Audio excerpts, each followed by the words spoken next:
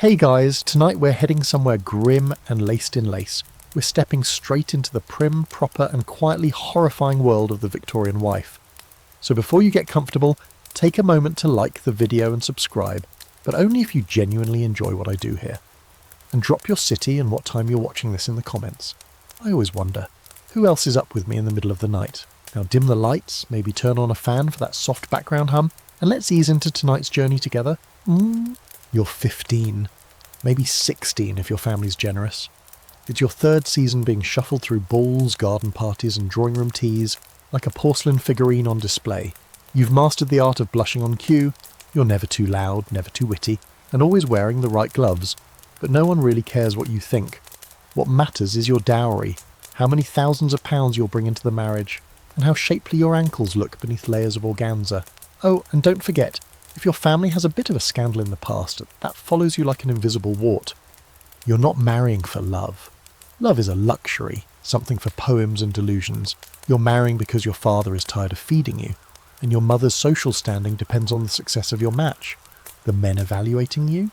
Mostly older, some old enough to be your father, and all entitled. They're scanning you like they're choosing a new horse. Strong hips for birthing, good manners for hosting, and just clever enough to amuse without threatening.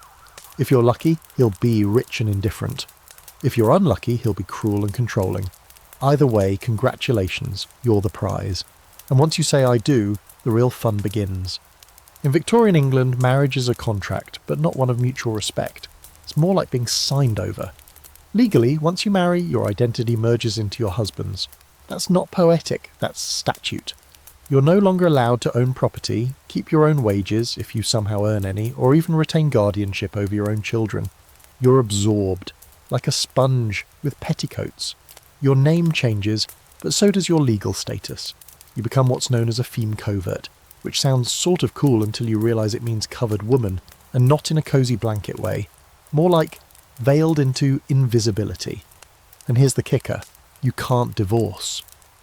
Well, technically you can, but it costs more than your family has, requires your husband to commit adultery and abuse, and still ends with you ostracised from society like you have a contagious rash. If you cheat, you're the fallen woman. If he cheats, boys will be boys. You see where this is going. Now let's talk about your actual wedding day. You're probably wearing white, thanks to Queen Victoria, who made it trendy after her own wedding in 1840. Before that, brides just wore their nicest dress, whatever the colour, but Victoria chose white to show off her lace and her virtue, and suddenly it's the rule. So now, here you are, sweltering in 30 pounds of fabric, trying not to cry. Not because you're happy, but because you know what's coming and you're terrified. You don't even really know what marriage entails. You've been told vague things about marital duty and pleasing your husband, but nothing concrete. Nobody wants to talk about sex. They'd rather you find out the horrifying way. And after the wedding, you're expected to perform immediately. If you're lucky, your husband is gentle. If you're not, well, let's just say consent isn't a concept in your new world. It's not just about enduring it. It's about smiling through it. You're supposed to enjoy serving him, bearing his children, and staying quietly perfect no matter how broken you feel inside.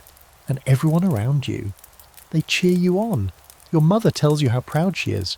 Your aunt reminds you not to gain too much weight or your husband might stray. Your friends, well, they vanish into their own marriages, each locked in their separate golden cages. You try to convince yourself you're lucky. Some women don't even get to marry, and then what are you? A spinster, a joke, an unpaid nanny for your siblings' children. Let's zoom out for a second. Historically, Victorian marriage was treated as the pinnacle of feminine achievement. Newspapers published wedding announcements like war medals. Women's magazines dripped with advice on keeping a tidy home, a tidy body and a tidy mouth. All while men went off to clubs, smoked cigars, debated politics, and occasionally picked up STDs from their mistresses. And what do they bring home? Those same diseases. Congratulations, you now have syphilis, and you didn't even get a sin for it. On the quirky side, did you know that matchmaking was so competitive people actually hired social consultants to advertise their daughters? Think of it as proto-Tinder, but with business cards and embroidery, and some families would even fake their financial status to lure a better husband. So yes, catfishing existed in crinoline. But here's where scholars still argue. Was the Victorian wife always a victim, or were there ways to wield quiet power within the system? Some historians point to women who managed the household finances, made savvy social alliances, or raised politically influential sons as evidence of subtle control. Others argue that any power was more like managing your own cell, decorating it, perhaps, but still imprisoned. Either way, you don't get a choice. At 15 or 16, you're walking a tightrope with no net. One wrong word, one broken engagement, and your future collapses. That's the Victorian wife's origin story. Marketed young, married off fast, and erased by law. And you probably won't survive this. But for now, the wedding bells are still ringing, the lace is still clean, and your smile hasn't cracked yet. You wake up the morning after your wedding, and just like that, you no longer exist. Not legally, anyway. It's not metaphorical or poetic. It's actual ink-on-paper law. As a married woman in Victorian England, you've lost your legal identity. You can't sign contracts, you can't sue anyone, and you certainly can't own anything. Even the toothbrush is technically his now. Though, let's be honest, it's 1853 and dental hygiene is a collective delusion. This bizarre legal magic trick is called coverture. The concept is simple and horrifying. Once you marry, you become part of your husband. Or rather, a shadow trailing behind him. Before marriage, you are a femme soul, a single woman capable of owning property, making decisions, and having a shred of autonomy. The moment you say I do, you're a femme covert, a woman covered by her husband's identity, covered like a tarp or maybe a crime scene. And if you brought property into the marriage, say goodbye. Your inheritance or your land, the dowry your parents scraped together, he owns it now. Legally. You can't even leave it to your children without his consent. Even your body under the law belongs to him. There is no legal concept of marital rape because, in the eyes of the court, your consent was signed away on your wedding day and cannot be revoked. You're still expected to run a household, of course. You manage the servants, plan the meals, host the dinners, but don't get it twisted. It's all his. Every spoon, every cushion, every candlestick. Even the children you'll inevitably bear belong to him. If he decides to run off to Scotland with the nanny and take your 3 toddlers with him, you have no legal right to stop him. And if he wants to send you back to your mother's house without a shilling, entirely within his power. Now here's the darkly ironic twist. If he dies, you might get some rights back. As a widow, you can inherit sometimes, own property again, maybe, and be a legal person once more, technically. So yes, your husband dying might be the best thing that ever happens to you, and don't think women didn't notice. There's more than one record of suspiciously convenient widowhoods, candle accidents, arsenic in the tea, or mysterious stumbles down the stairs. But of course that's all speculation. You want to open a shop? Too bad. You would need his permission. You want to write a novel? That manuscript needs his signature to be published under your name. You want to leave him because he's cruel, neglectful, or just smells like wet dogs all the time? You better have independent wealth, a family willing to defy social norms, and no intention of ever seeing your children again. Divorce is that rare, that expensive, and that ruinous. On the more absurd side of things, let's talk about the Married Women's Property Act. It didn't exist until 1870. Before that, married women couldn't keep their earnings, even if they worked. And even after the Act was passed, it only granted limited rights. It wasn't until 1882 that women could finally own and control property in their own names. So for much of the Victorian era, even if you slaved over needlework or wrote best-selling books, every penny flowed straight into your husband's pocket. Imagine being Charlotte Bronte and having to hand over the earnings from Jane Eyre because your husband technically owned your brain. And yes, there's the fringe cases. A few bold women navigated loopholes. Some remained femme sole traders, meaning they were allowed to run businesses if their husbands were legally incapacitated or perpetually drunk. Some worked through anonymous publications or male pseudonyms. George Eliot, anyone? But even they walked a razor's edge. Here's where scholars can't quite agree. Was this sequel obliteration absolute, or was there room to manoeuvre behind closed doors? Some historians argue that Victorian women exercised subtle influence through social connections, charity work, or managing the estate. Others say no, that's romanticising oppression. Influence without rights is still servitude, just with better wallpaper. You start to notice the social rituals designed to reinforce this legal status. Men smoke cigars and discuss politics in the drawing room. Women talk about flower arrangements and fainting couches. You're trained to ask permission, to defer, to smile when your husband speaks over you at dinner. It's not just expected, it's enforced. Deviate, and you're labelled difficult, hysterical, or, worst of all, unfeminine. And your friends? They might whisper about how lonely they feel, or how their husband barely speaks to them unless it's to criticise their sewing, but mostly they pretend, because pretending is safer. Because asking questions, do you ever feel like you don't exist, it gets you funny looks, and possibly a one-way ticket to the asylum. More on that delightful place later. If you're wondering whether any of this applied across class lines, the answer is both yes and a no. Poor women still lost their legal identities in marriage, but they were also expected to work, laundering, cleaning, serving.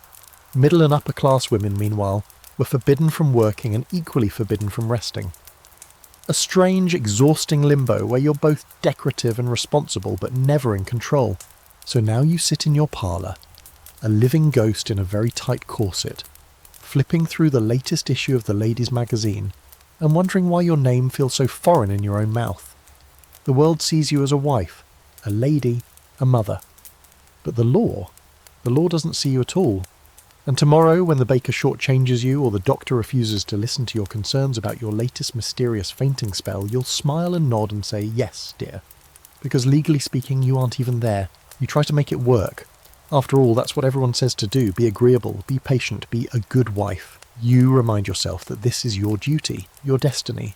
And then, one day, maybe a month in, maybe a year, maybe your first anniversary, you get a letter from your husband's mistress, or a bundle of receipts from brothels tucked under his waistcoat. Or worse, you find out when the doctor tells you there's something wrong down there, and he says it without looking you in the eye. Syphilis, gonorrhea, venereal disease. Whatever name it's given this decade, the reality doesn't change. He stepped out on you, and he brought something home. And you bear the consequences in silence. Victorian society expects your husband to cheat. Not just tolerates it, expects it. Men have needs, you see. They're prone to urges, which a society views as natural, almost charming. But your needs, your sexuality, not only unimportant, it's dangerous. Any signs of passion or desire in a woman are viewed as suspicious, even shameful. So when your husband seeks pleasure elsewhere, an actress, a barmaid, a brothel, it's shrugged off. Boys will be boys. He has appetites. You're left with the aftermath. Maybe it's burning, cramping, fevers, or strange sores no one talks about in polite company. Maybe it's infertility, though the doctor will call it female weakness and blame you regardless. Maybe it's stillbirths, or a child born sickly and thin, infected in the womb. The punishment for his fun lands squarely on your lap. And here's the terrible part. You're not even allowed to be angry. Victorian wives are expected to be forgiving, quiet, and endlessly patient. You can't confront him. You can't leave him. If you do, you lose everything. Your home, your children, your social standing. Even your own family might turn their backs. After all, he is the injured party. He married you, didn't he? Gave you his name and a roof over your head? What more could a woman want? You look around and realise your female friends have similar secrets. One is slowly dying of a mysterious fever the doctor refuses to explain. Another avoids intimacy entirely, locking herself in her room and blaming her nerves. A third has had 7 miscarriages in 3 years and is still told to try harder. None of them say the word syphilis, but they all know. Here's a grim little footnote from history. Many Victorian doctors quietly recorded the link between male infidelity and the spread of venereal diseases to wives and children, especially among the upper classes, but no one wanted to make it public. Why? Because to acknowledge it would mean admitting that respectable gentlemen were frequenting brothels and spreading disease, and that simply couldn't be allowed, not in polite society. There's a fringe theory, still debated among scholars, that the massive increase in hysteria diagnoses in women during the 19th century wasn't due to some mysterious female madness, but rather a collective trauma response. Silent suffering, physical illness from STDs, and a complete lack of bodily autonomy, all rebranded as female instability. Convenient, right? You visit your family doctor, likely a man with a thick beard and a colder bedside manner than the local tax collector, and he asks about your marital relations. You lie, because what else can you do? He prescribes you a tonic or maybe a leeching, sometimes opium. None of it helps, but at least it keeps you quiet, which is the real goal. Better a doped-up wife than an angry one. And it's not like your husband is a bad man necessarily. He's just normal. This is what's expected of him.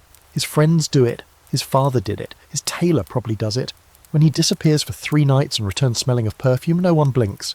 If anything, you become the problem for asking questions, or crying, or refusing intimacy after your latest infection has left you too sore to walk. Your priest tells you to be patient, that this life is your cross to bear, that a good wife endures and prays. Your mother just shakes her head. That's marriage, she says with the resigned tone of someone who's seen too much and said too little. But you remember, late at night, when you're staring at the ceiling with the gaslight flickering in the corner, that this isn't what you were promised. They said marriage would be security, love even. Instead, you feel like a vessel, one meant to endure, to absorb, to stay. It's not that you're ungrateful, it's just that you're tired of bleeding alone. Here's where Victorian society really delivers a gut punch. It knows your pain. It just doesn't care. There are pamphlets, sermons, and entire novels about the plight of this long-suffering wife. But the moral is always the same. Endure. The good wife suffers in silence. She becomes a moral beacon by refusing to complain. Martyrdom is romanticised, almost fetishised. The worse your husband behaves, the more virtuous you appear for staying with him. And there were women who stayed, of course. Nearly all of them did, but not always willingly. Some were locked in, by law, by children, by poverty. Others stayed because they believed it was their only choice. But a quiet few, they started to push back, they refused sex, they sought secret treatments. Some even filed for legal separation. Not divorce, which was nearly impossible, but just enough distance to breathe. And these women, they were branded immoral, unfeminine, even insane. You're sitting on a powder keg, and the fuse is your own silence, and you're not alone. Thousands of women are living the same quiet nightmare, behind the same polished doors, wearing the same high-necked dresses, perfect on the outside, hollowed out underneath. The wedding bells might still be echoing, but now they sound a lot more like warning sirens. You're pregnant. Again, it's your 4th time in 6 years, and by now your body feels like it's been permanently rearranged by the process. Your back aches. Your ankles are always swollen. You can't keep food down, and the baby hasn't even started kicking yet. You lie awake at night, not because you're excited to meet your little one, but because you're terrified this time might be your last. And honestly, it could be. In the Victorian era, pregnancy isn't just common, it's practically constant. For married women, it's less of a choice and more of a sentence. The average wife, depending on class and geography, will bear 6 to 10 children in her lifetime. Some have more, many die trying. And since contraception is either unavailable, forbidden, or so unreliable it may as well be prayer beads, you're stuck riding this merry-go-round of motherhood until either your womb gives out or you do. And don't even think about complaining. Pregnancy is viewed as your sacred duty, the ultimate feminine achievement.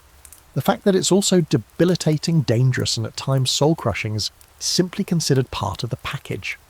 Woman's lot, they call it. The midwife you've seen a dozen times just pats your hand and tells you to be grateful. Some women can't conceive at all. Let's talk about the care you receive. If you're lucky, a competent midwife helps you through the birth. If you're wealthy, maybe a doctor attends, but not because he's trained in obstetrics. No, he's there because it's fashionable. Male doctors are taking over childbirth from traditional midwives despite knowing far less about the actual process. They often show up late, wash nothing, and deliver babies with unsterilised tools. The result? Infections, fever, and a terrifying number of maternal deaths. Puerperal fever, childbed fever, is a death sentence delivered on dirty hands. And should the baby survive? That's no guarantee of joy. Infant mortality is heartbreakingly high. Even in wealthy homes, 1 in 4 babies won't make it to their first birthday. Cholera, measles, whooping cough, or just mysterious failure to thrive. You hold each newborn tightly, already bracing for the goodbye. And through it all, you're expected to be radiant, glowing, full of maternal bliss. The magazines call it a woman's natural state, as though vomiting bile into a porcelain basin while your maid holds your hair back is somehow divine. If you're cranky or emotional, the doctor blames your uterus, not the small human rearranging your insides. You probably haven't heard of contraception, not in any helpful way. If you're poor, there are whispered rumours about pennyroyal tea or hot baths with mustard. If you're wealthier, you might have a French pessary or sponge smuggled in secret from abroad. But most women rely on abstinence, begging their husbands for mercy between pregnancies, or the rhythm method, which is about as effective as trying to predict the weather with tea leaves. And yes, there's a darker undercurrent running through it all. The quiet knowledge among some women that if you're desperate enough, there are people who can help. Abortion is illegal, of course, but that doesn't stop the desperate. Midwives with a jar of quinine, street corner women who know just where to press on your belly. But these methods are dangerous. Coat hangers, chemicals, violent massages. Many women die trying to unmake what society has forced upon them. But of course society doesn't talk about that. They show you paintings of glowing mothers, children nestled at their skirts, and call it sacred. You never see the cracked nipples, the stillbirths, the postpartum hemorrhaging, or the hours of labour that end with the mother and child buried on the same day. Those stories don't make it into polite conversation. And speaking of labour, Victorian childbirth is a brutal, unguided journey through pain with very little relief. Anaesthesia, possibly. Chloroform was introduced in the 1840s, but many doctors refused to use it on women. Why? Because they believed pain in childbirth was God's punishment for Eve's sin. That's right, your uterus is a theological battlefield. Only if you were rich, well-connected and had a particularly forward-thinking physician might you be offered some relief. And even then, it was hit or miss. Sometimes the chloroform knocked you out, sometimes it didn't. Sometimes it killed you. Here's a weird historical tidbit. Queen Victoria herself used chloroform during her 8th delivery, which helped make it socially acceptable, at least among upper-class women. But the church still scowled. Pain-free childbirth was apparently suspicious. You look around and realise your entire adult life is now being measured by the size of your belly and the behaviour of your children. Your friends visit and comment on how you're showing or how you've lost that girlish figure. You're 32 and already considered middle-aged, worn down by decades of bearing and burying babies. Your husband might still be going to clubs, meeting with friends, playing politics. You're stuck at home, either pregnant, recovering from being pregnant, or nursing a child. And the children never stop coming. They pile up like laundry, each one more responsibility, more risk, more noise, and no one seems to care what it's doing to you. You cry sometimes in secret because you don't know if you can do this again, but you will, because there's no alternative, because birth control is sinful, because your husband won't stop, because society says this is what makes you valuable. There's a scholarly debate here too. Were Victorian women truly powerless in the matter of reproduction? Some point to coded letters, hidden contraceptives, and rebellious midwives who taught each other ways to prevent pregnancy. Others argue that those cases were rare, and the overwhelming majority of women were entirely at the mercy of fate and their husbands. You sit by the window, one hand on your swollen stomach, the other writing a thank you note for the bonnet someone sent. You try to feel grateful. The baby kicks. You see it, you smile. You try. But deep down, you count the days until your body is your own again, though you know it never really will be. Let's talk about your options when it comes to saying no. That is, there aren't any. You're married after all. And in Victorian England, that means your body is no longer yours. Legally, emotionally, and functionally, your right to consent disappears the moment the vows are exchanged. The law sees you and your husband as one entity. And spoiler alert, that entity has his face, his name, and his desires. If he wants you, you're expected to oblige. If you refuse, you're not just defying him, you're challenging the natural order. Marital rape isn't just ignored during this time. It's impossible in the eyes of the law. The very concept doesn't exist. Legal doctrine is built on the charming idea that by marrying, a woman gives perpetual consent to her husband. The act of marriage itself is seen as a lifetime contract of sexual availability. There's even an old English legal standard from the 18th century that still hangs around like a bad smell, stating that a husband cannot be guilty of raping his wife because the wife hath given herself in this kind unto her husband. In other words, you're permanently open for business, whether you want to be or not. It's a terrifying arrangement cloaked in lace and piety. You can cry, plead, or even lock the bedroom door, but legally, he has the right to break it down. There's no safe word, no police to call, no judge who will listen. If you suffer injuries, you're told to be more accommodating. If you try to sleep in a separate room, he's entitled to drag you back. And if you confide in anyone, they'll tell you to be a better wife. Keep him satisfied, be more agreeable.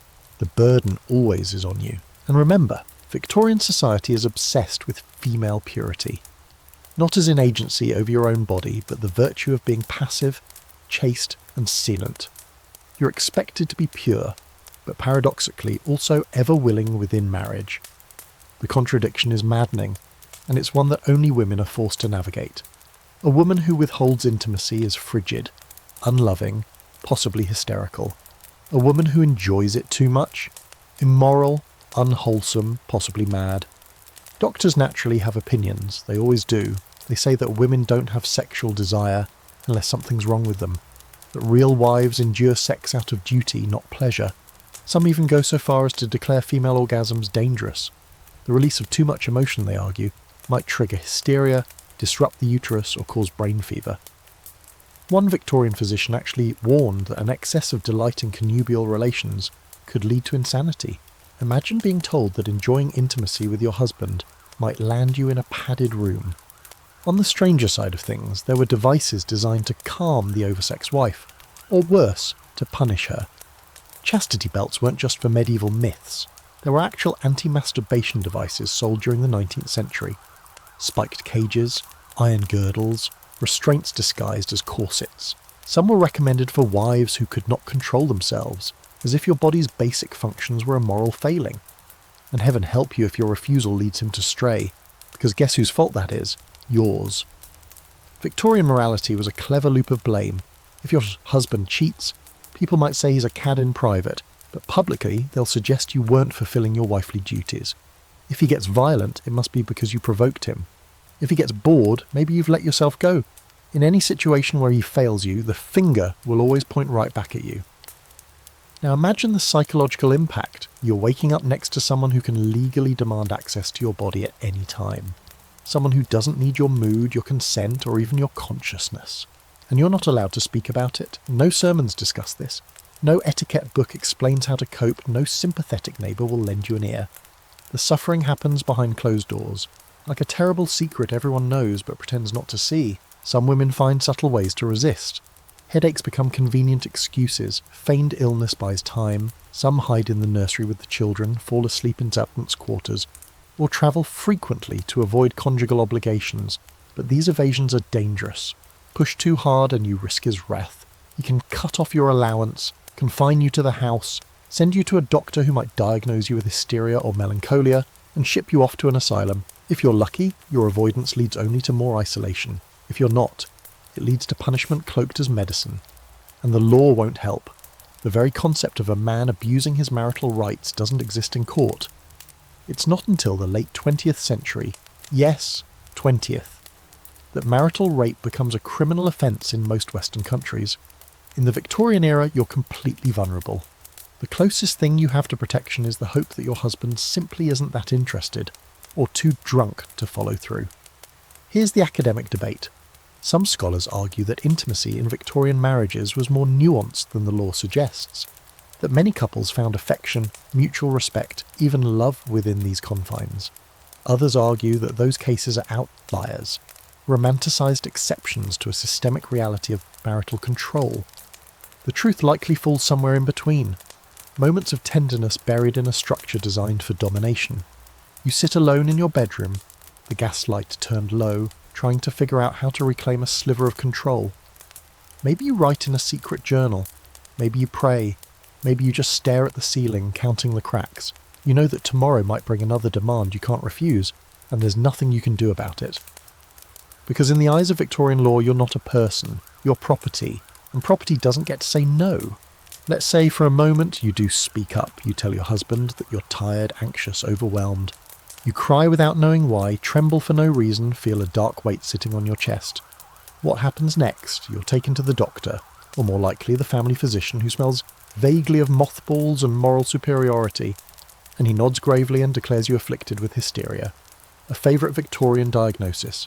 So vague it could mean anything, so broad it could mean everything. But mostly it means you're a woman being inconvenient. The root word of hysteria is hystera, Greek for uterus. That should tell you where this is going. Victorians believed the womb had a mind of its own, and that it could wander around the body, causing mayhem wherever it went. Depression. The womb wandered. Anxiety. The womb's near the lungs. Rage is probably tangled somewhere around your spleen. The cure. Usually something ridiculous, and occasionally something downright disturbing. You're told to rest, a lot, but not the kind of rest that sounds fun. This isn't sleeping in and watching clouds drift by. No, this is being confined to your bedroom, forbidden to read, write, or even talk too much. Some doctors suggest complete isolation, what they call a rest cure. You're fed heavy cream and beef broth, forbidden from doing anything but lying still and being grateful. And if you protest, that just confirms the diagnosis. After all, what sort of healthy woman objects to being cared for? But that's not the worst of it. There's a particular treatment making the rounds among middle-class women that becomes so common it practically has its own fan club. Starts innocently enough. The doctor asks you to lie back and relax. He applies some kind of oil. Then, using his hands, or occasionally a bizarre contraption of gears and springs, he administers a pelvic massage until you reach paroxysm. That's the Victorian word for orgasm, but no one calls it that, because nice women don't have orgasms. They have hysterical releases. This isn't some weird underground practice, it's medical, it's mainstream. There are instruction manuals and billing forms. Some doctors complain it's too exhausting and start inventing mechanical vibrators to do the job for them. Yes, you heard that right. The world's first consumer vibrators were developed to treat Victorian housewives for being too sad and anxious, because apparently the solution to female misery was sexual relief, just as long as it wasn't called that. And here's the kicker, you're not supposed to enjoy it. That would make you vulgar. You're supposed to be grateful that the doctor has fixed your mood, that your wandering womb has been pacified. If you smile too much afterward, that might get you labelled unnatural. Enjoying your own body is dangerously close to moral collapse. Let's not forget the other approaches. Bloodletting is still in use, and some physicians insist that relieving excess blood will balance your humours. You're drained like a faulty teapot and told to go home and smile. Or maybe you're prescribed opium, laudanum, bromide, syrups loaded with alcohol. Not to heal you, mind you, just to mute you. If you're numb enough, maybe you'll stop complaining. Some women genuinely start to believe there's something wrong with them. They read medical manuals that list symptoms of hysteria as irritability, talking too much, thinking too hard, reading novels, laughing inappropriately, disobedience, wanting to travel, or enjoying solitude. In other words, being an actual human woman. So you suppress it. You choke it down. You try to be smaller, quieter, sweeter. And when that doesn't work, you start to wonder if maybe you are broken. There's a fringe case you might stumble upon, if you're lucky enough to have a rebellious friend or stumble into a more radical salon. Some women are starting to question this hysteria diagnosis. A few even write anonymously about how it's just a tool to control women who dare to step outside their roles. But those voices are few and often silenced. The women themselves risk being labelled mad, or worse, unfeminine. And the cure for that? Even more rest, more opium, more shame. And speaking of madness, this whole era is riddled with contradictions. You're supposed to be pure but sexually available, smart enough to manage the household, but not so clever that you embarrass your husband, emotional enough to nurture children, but too much emotion means you're unstable. A tightrope walk in a corset, and if you stumble, they'll say it's your womb acting up again. Here's where the scholarly debate gets interesting. Some historians argue that the widespread diagnosis of hysteria was a deliberate method of social control, that it wasn't about healing at all, it was about silencing.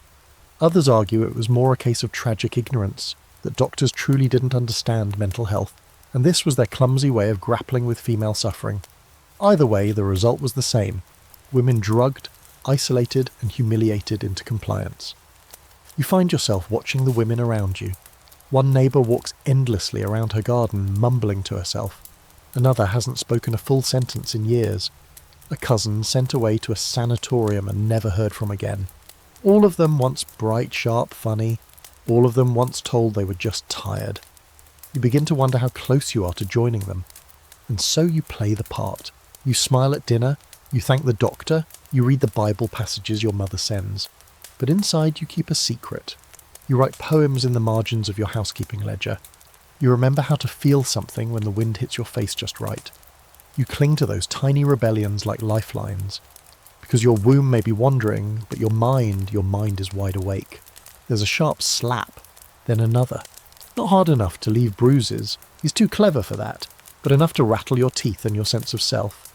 You don't cry, not this time. You just go still, because somewhere deep inside you already know no one is coming to help you. In the Victorian home, domestic violence isn't just tolerated, it's barely considered a problem.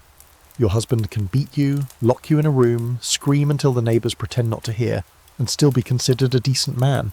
a respectable man, because the home is his castle, and in that castle he is king, and kings don't answer to anyone. You probably won't even tell anyone. Who would you tell? Your mother might tell you it's your fault for provoking him. Your priest will recommend prayer and obedience. The law? That's a joke. Police don't intervene in domestic matters. Even if you show up bruised and bloodied, the courts will ask what you did to deserve it. Refused his advances, criticised his work, let the soup go cold. Some men are brutal, and they don't hide it. Others are more careful, controlled fury, aimed to damage without scandal. A sudden twist of your wrist as he guides you through the ballroom. A cold silence that lasts for days. The ever-present threat of punishment, even if he doesn't raise a hand. It's not just physical, it's emotional, a campaign of control waged in whispers and glares, and it isn't just you. You hear it in the voices of your friends, in the practiced way they lie. She fell down the stairs. She walked into a door. Always the same, always with a tight smile and a new scarf to hide the mark. You all trade these explanations like playing cards. No one's fooled, but everyone plays along, because acknowledging it would mean admitting how powerless you really are. There's a term for this kind of silence.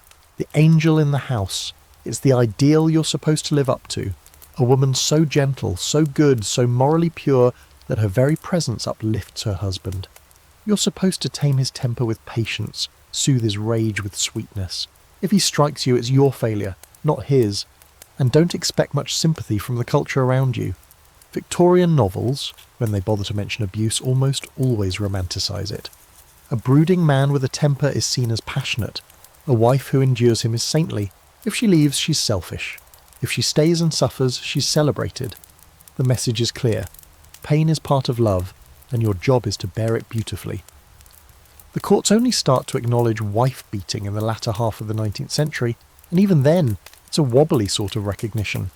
Some judges rule that moderate correction is acceptable. A man can beat his wife with a stick, as long as it's no thicker than his thumb. Yes, that's where the phrase comes from, the rule of thumb. It's not quaint, it's chilling.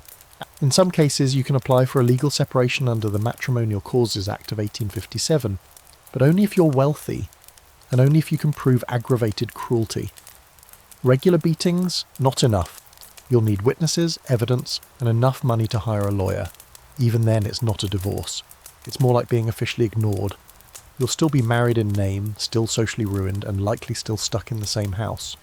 There's a fringe social reform movement starting to poke at the issue.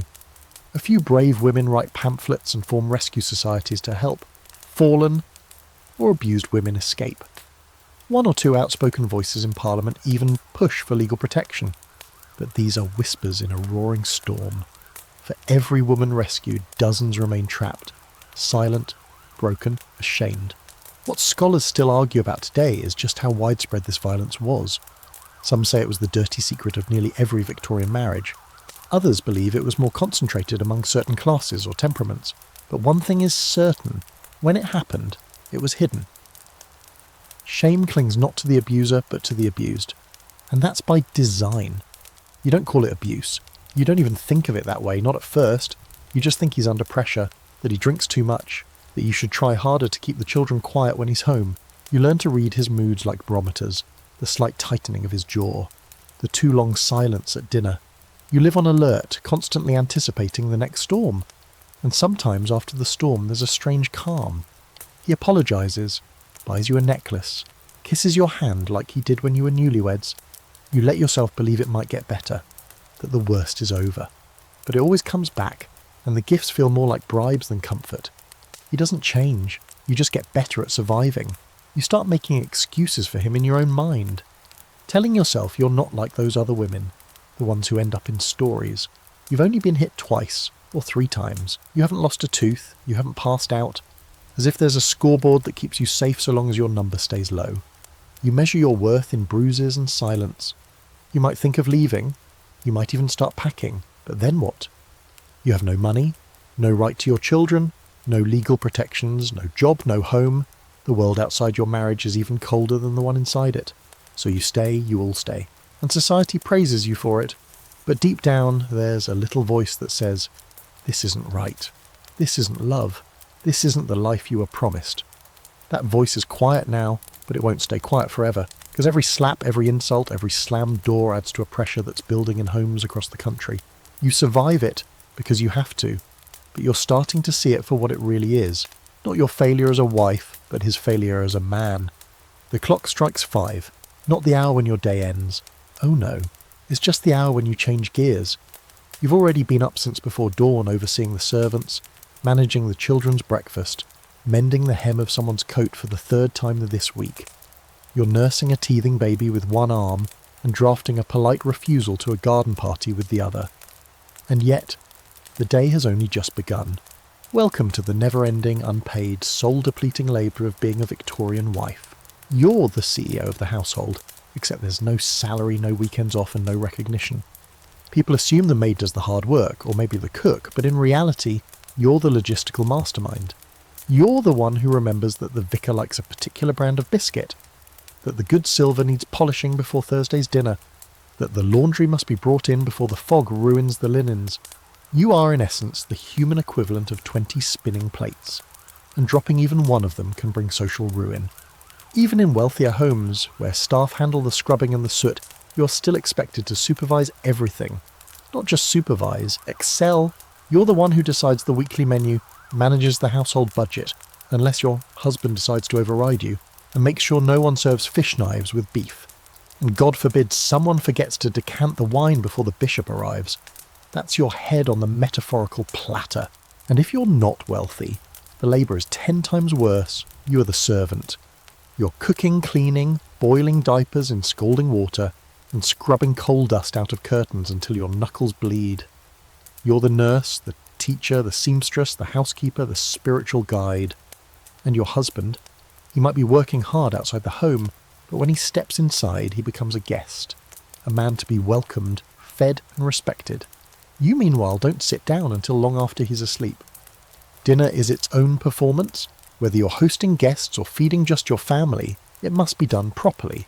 Napkins folded precisely, courses presented in the right order, children quiet, preferably invisible, and you, smiling, graceful, not a bead of sweat in sight. No one wants to see the effort behind the illusion. Your job is to make everything appear effortless, like the roast magically cooked itself and the silver just sparkled of its own accord. Even your leisure is a lie. Needlepoint reading, playing the piano, these aren't hobbies. They're a decorative proof of your refinement. You don't read because you're curious. You read what's appropriate. You don't play piano to express yourself. You play to entertain guests. Every action is performative. Every moment must prove your moral and feminine worth. And rest? What rest? You don't stop working when the sun goes down. That's when the emotional labour begins. Your husband expects companionship, conversation, a wife who listens to his day, pours his drink just the way he likes it, and laughs at his jokes, even the ones that aren't funny. You're still wearing your corset, by the way, breathing in shallow gasps, because God forbid you relax your posture in the presence of your Lord and Master. Sleep is a brief intermission, not a guarantee. The baby cries, the toddler wets the bed. Your husband wakes you because he's in the mood, and saying no isn't an option. Morning comes quickly, and with it another avalanche of domestic expectations. Your life is one long continuous shift, and you don't even get paid in thank yous. The Victorian ideal paints you as serene, angelic and fulfilled. But inside you're exhausted. You wonder how many other women feel the same, how many are pasting on smiles over raw nerves, praying for just an hour of solitude. Sometimes the only peace you get is in the few moments between extinguishing the gas lamps and slipping into bed. That silence, that's the closest you'll get to freedom. Here's the quirky detail no one talks about. In some homes, women set up elaborate housekeeping books filled with pressed flowers, receipts, and notes on how to run the home like a ship. These weren't just journals. They were power manuals disguised as scrapbooks, tiny acts of rebellion, showing just how much they controlled beneath the surface. One woman even kept a coded key of her husband's moods and habits to better predict when to appease or avoid him. Genius? Yes. Tragic? Also yes. Historians debate just how much power Victorian wives had in their homes. Some argue that while they were legally powerless, their role as household managers gave them real authority, especially in upper-class families. Others argue that this supposed power was just more invisible labour, and that real authority remained with men, who could undo any decision their wives made with a single word. And so you find yourself stuck in the liminal space between influence and servitude. You make 100 decisions a day, but always within boundaries drawn by someone else. You run the home, but you don't own it. You parent the children, but they aren't legally yours. You maintain appearances, but if anything goes wrong, you're the first to be blamed. At times you catch a glimpse of what real rest might feel like. A moment in the garden, a cup of tea before anyone else wakes, a laugh shared with another woman who understands the grind behind the performance. But it's fleeting, because the biscuits need checking, the baby needs changing, the fire needs stoking, and your husband is calling. So you pick yourself up, brush the ash from your apron, and get back to it. Because if the house runs smoothly, no one says a word. But if it falters, if the teacups aren't warmed or the bread is slightly burnt, everyone will notice. And you'll apologise, smile to and try harder tomorrow. You can feel her watching you again. She's in the next room pretending to embroider, but every twitch of your hand, every step you take, every syllable that slips from your mouth is weighed and measured by the woman who raised your husband. She doesn't need to say a word. You can feel her judgment pulsing through the walls like a second heartbeat. Congratulations, you don't just have a husband to please, you've also married into a centuries-old boss battle, the Victorian mother-in-law. You thought you'd left behind the parental gaze when you moved out of your father's house. Maybe you even looked forward to your new home, to privacy, to independence, but instead, you walked straight into a multi-generational minefield. Because in Victorian England, it's entirely normal, even expected, for you to live with your husband's family, especially if you're not yet established. You might get your own parlour, a corner of the house, maybe a private bedroom if you're lucky, but the heir, that's all hers. She's the original queen of the household, and you are, at best, an understudy. She knows the cook by name. She's the one who arranged the parlour furniture just so. Her portrait might even be hanging in the hall, smiling down with vague menace. And you're a guest, a tolerated intruder, the woman who dares to change the routine by boiling the potatoes after the meat is sliced. It starts small. Oh, that's how your family does it. Or, well, my son likes his tea strong. And then, the not-so-subtle comparisons. The dinners she used to cook, the children she raised without complaint, the embroidery she completed by candlelight with one hand while settling a fussy baby with the other. All of it carefully framed to make you feel like a second-rate imposter with poorly ironed curtains. You try to be gracious. You try to learn. But every act becomes a test. When you speak too much, you're overstepping. When you're quiet, you're cold. If you discipline your child too sternly, you're heartless. If you're too soft, you're coddling. You're always either too much or not enough. And here's the fun part. Your husband, he sees none of this. To him, you're both just women who get emotional about silly things. He assumes you'll sort it out. He expects you to get along. Meanwhile, you're locked in a silent Cold War where every flower arrangement and side dish is a battle strategy. Sometimes it's not even hostility. It's something worse. Pity. She looks at you with that soft, sad smile, the one that says, "You poor girl, you really have no idea what's ahead." Because she was you once, a young wife full of up all nervous hope and aching feet. She knows how it goes. She just forgot how much it hurts. Or maybe she hasn't. Maybe she remembers all too well and resents you for still believing it can be different. Some mother-in-laws don't just passively critique, they actively sabotage. They instruct the maid to serve cold tea or remove the dessert fork just to fluster you. They tell your children stories about how much better things were when Daddy was little. They drop hints to your husband about your shortcomings, always wrapped in sweet concern. "She's so tired lately. I do hope she's not falling ill." It's warfare by doily.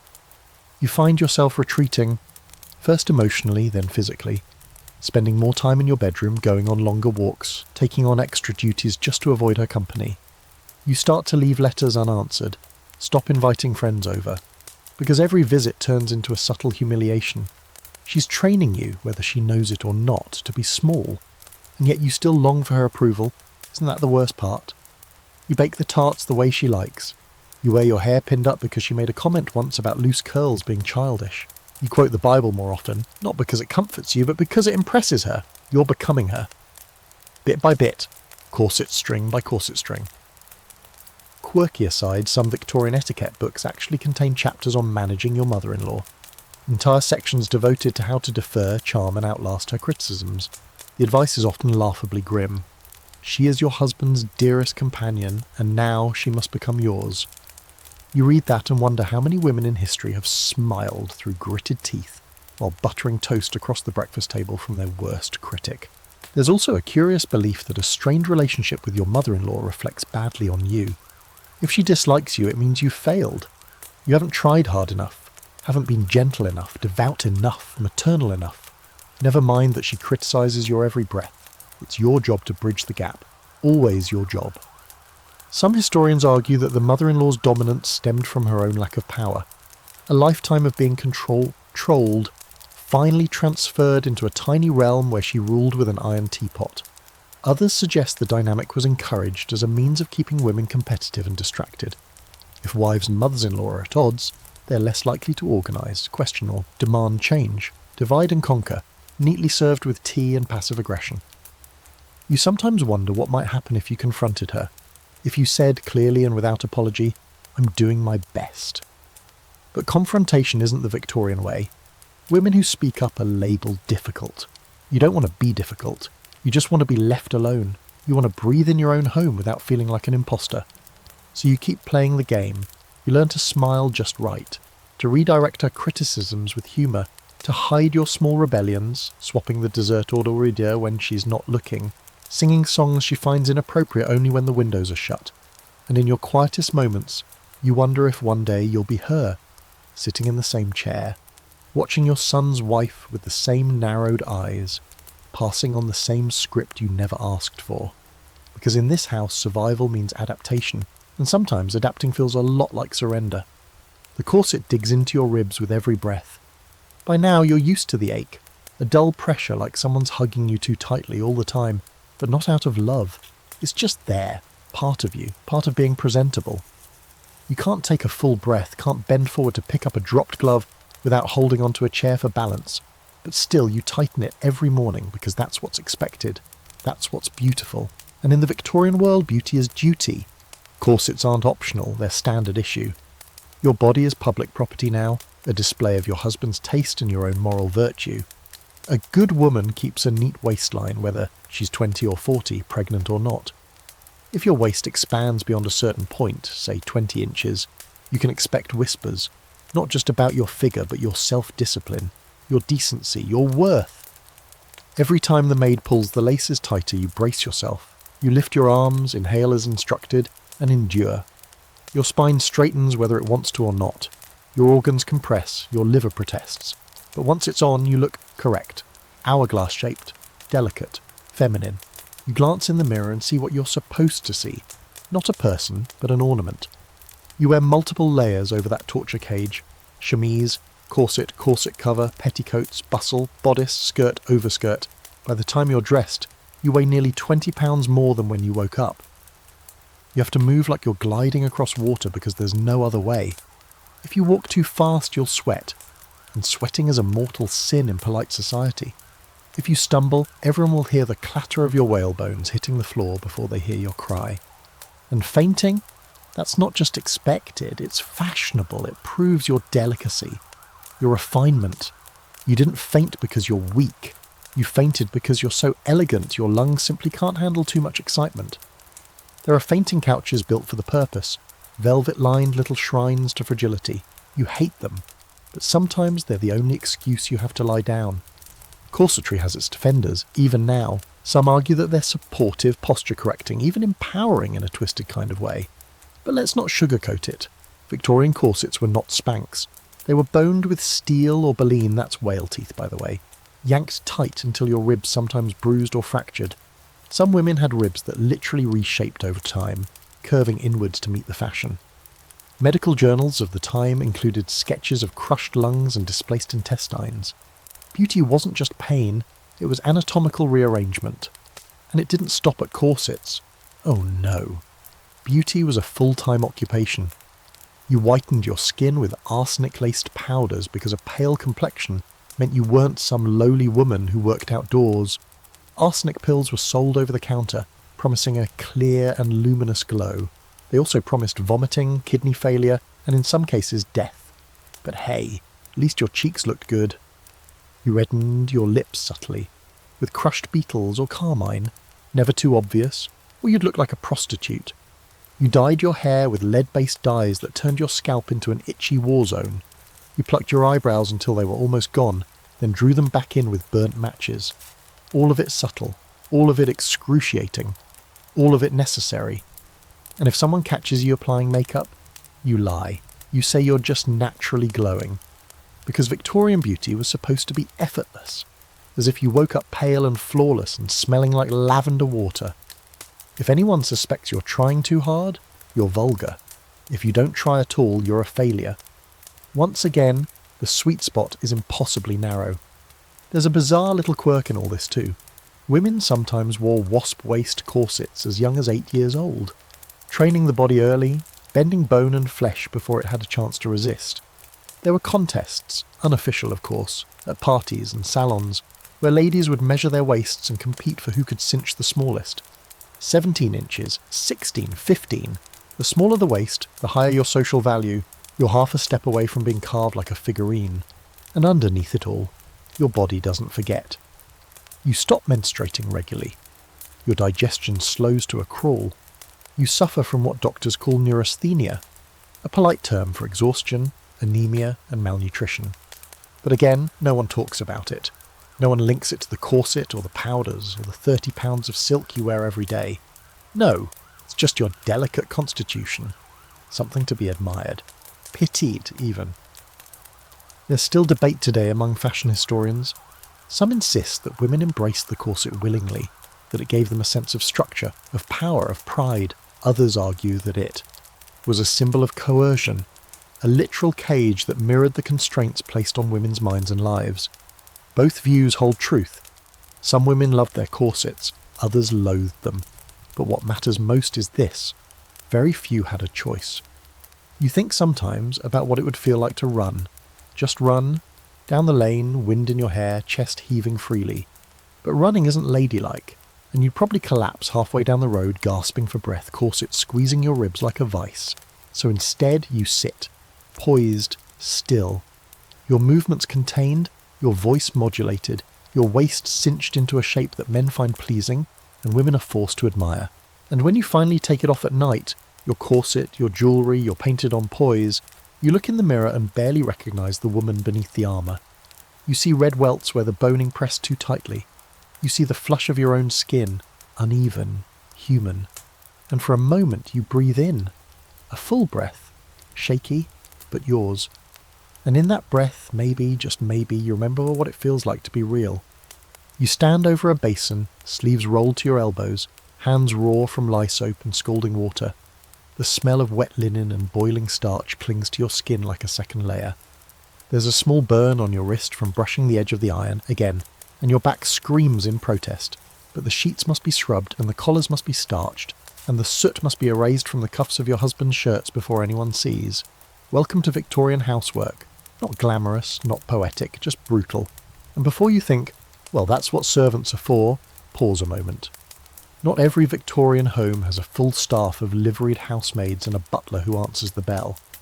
You might be genteel, sure, but many middle-class women, wives of clergymen, lawyers, shopkeepers, manage with just one maid-of-all-work, if that. And that one maid is barely more than a child herself, often overwhelmed, often clumsy, often ill. So when something needs doing properly, guess who does it? That's right, you, the lady of the house. You sweep the floors, you light the grates, you air the bed sheets, beat the rugs, polish the windows with vinegar and old newspaper. You empty chamber pots. Yes, even that one, the one he always overfills, and carry the waste out to the yard. You refill the ewer, bring up the hot water, and then you clean again. Everything must sparkle, because dirt isn't just dirt, it's judgment. A smudge on the mirror?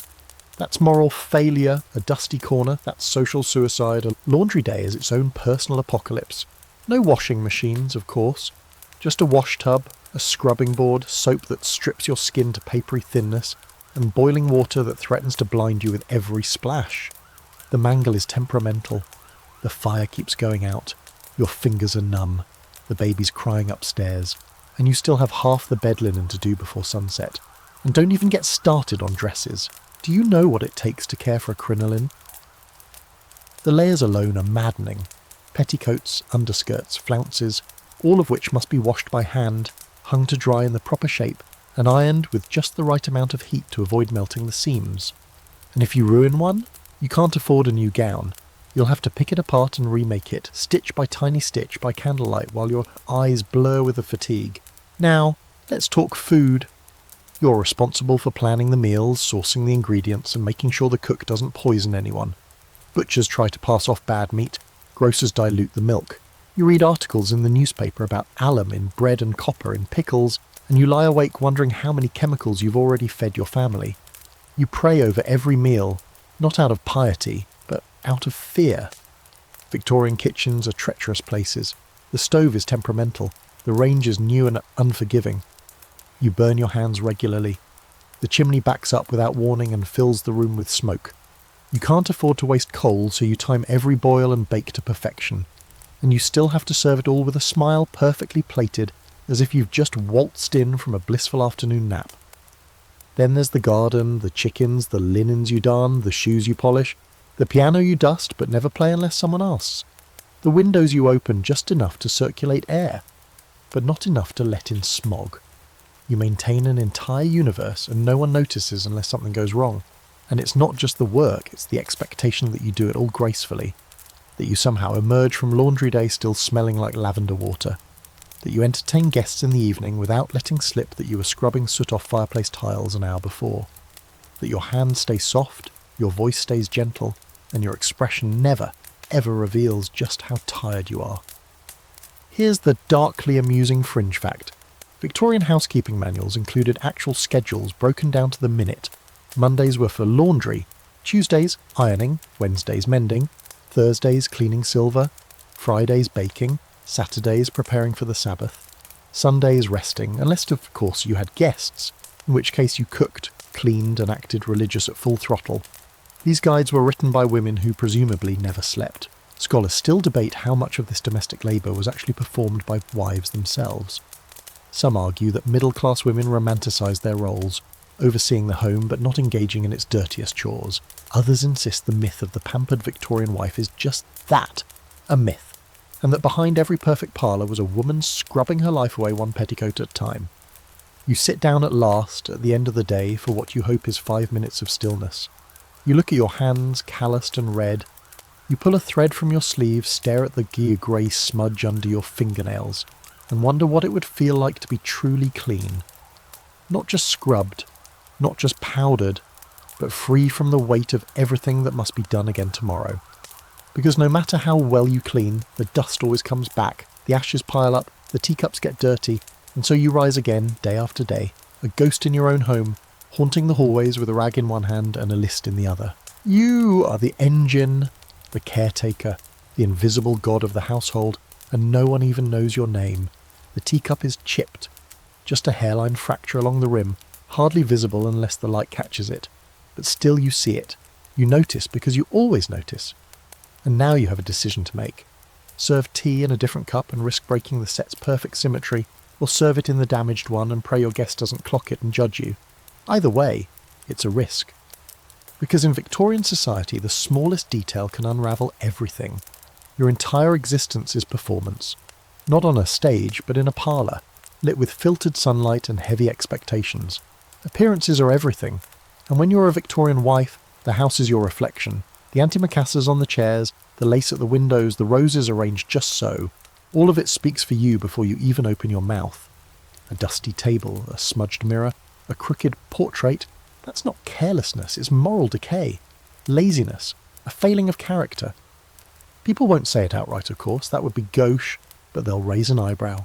They'll whisper after you've left the room, and the next time you invite them over, they'll have other plans. You weren't taught how to argue, you were taught how to arrange flowers, how to pour tea without splashing, how to walk into a room like a breeze. You were trained, essentially, to disappear into the setting. And that's what's expected of your home too. It must be beautiful but not ostentatious, polished but not sterile, inviting but not too casual, every cushion fluffed just enough, every pie crust perfectly browned. Your job isn't to impress. is to never ever give anyone a reason to disapprove. The neighbours come to call, and it's a full-blown production. You've been up since dawn polishing silver, instructing the maid, setting out the correct sponge cakes and finger sandwiches. You greet them with that smile, that refined, serene smile you've practiced until your cheeks ache. You nod at the right moments, offer compliments, respond with carefully restrained enthusiasm. You listen more than you speak. And if someone tells you their son just got engaged to a baron's niece, you pretend to be thrilled, even if your stomach flips at the thought of your own daughter marrying a draper's assistant. It's not just exhausting, it's strategic. Every social interaction is a transaction. A chance to move up, stay steady, or slide down the invisible social ladder you cling to like a sailor on a sinking ship. The wrong outfit, the wrong guest list, the wrong remark over the game pie, and suddenly you're persona non grata. Your invitations go unanswered. Your name disappears from the charity rosters. You're left waving from the edges of a world that no longer includes you. And it goes beyond the drawing room. You're expected to be seen at church every Sunday, at every charity bazaar, every funeral, every wedding. And not just seen looking appropriate. Mourning black after a second cousin's passing? You bet. Lavender gloves during half-mourning? Naturally. Every social event has its own fashion code, its own script. Deviate even slightly and someone will notice. There's a truly absurd fringe practice. Women used to rent fresh flowers for events. Not buy them, rent them. Floral arrangements, designed for one afternoon and returned the next morning just to create the illusion of wealth and care. It's both ingenious and deeply tragic. Because of course you can't afford fresh roses every week, but you must pretend that you can. And your reputation, it's a glass ornament balanced on a shelf during an earthquake. One cracked note sung too loudly at a musical evening. One joke that hints you've read something more risque than Wuthering Heights. One sniff of scandal and you're done. And not just you, your whole family. Your daughter's chances at marriage. Your husband's reputation. All of it poisoned by a single misplaced anecdote. What's worse is that the people doing the judging are often other women. Women just like you, because the only power many Victorian wives wield is the power to destroy one another socially. So you become both victim and enforcer, clinging to the rules while subtly ensuring others don't break them. It's a sorority of sharks, all circling the same shrinking pool. And it doesn't stop at home. If your husband's career depends on his respectability, and it almost certainly does, then your job is to protect that image at all costs. A tidy wife suggests a tidy man. A scandal-free household bolsters his business. You are in many ways his publicist, his moral mascot, his personal PR department with excellent posture and a knack for tea service. And here's the thing, you internalize it. You begin to see dirt as disaster. A smudge on the mirror ruins your day, a wrinkle in the curtain feels like failure. You flinch when your toddler spills ink on the carpet, not because of the stain, but because of what it means, that you're not in control, that people will see the chaos, that you're failing at the only thing you're allowed to succeed in. Some historians call it the cult of domestic perfection. Others call it emotional captivity. But whatever name it wears, the result is the same. You become so focused on presenting the perfect life that you stop living one. Your house becomes your resume, your reflection, your jail. And so the chipped teacup becomes a crisis. You choose the other one, knowing the set will now look incomplete. But it's better than the alternative. Someone noticing the crack. Someone realising that not everything is perfect. That you, perhaps, are not perfect. And in Victorian society, imperfection is not allowed. It's punished. You walk back into the parlour. You place the cup on the tray, you smile, you serve the tea. And no one ever knows how close you came to breaking, too. You catch her in the hallway, hunched near the bookshelf, nose buried in a worn novel, eyes flicking side to side like a frightened bird. It's your cousin, the one who always seemed too clever for needlework. The moment she sees you, she slams the book shut like it's a dirty magazine. But it isn't. It's Jane Eyre. Still, she's flushed, mortified, as if she's just been caught dancing naked on the front lawn. That's what books do to you in the Victorian era. Turn you into a criminal or at least a cautionary tale. Because here, in this well-dressed world of moral order and silent dinner parties, education for women is dangerous business. You were taught to read, of course, but only just enough. Enough to read the Bible, a few poems, cookbooks and letters. A lady who reads too much, that's a problem. She starts thinking, questioning, wondering if the world is bigger than her parlour and smaller than her corset. And if she goes so far as to read something radical, say Mary Wollstonecraft or the ghastly Brontes, well then it's only a matter of time before she starts talking back.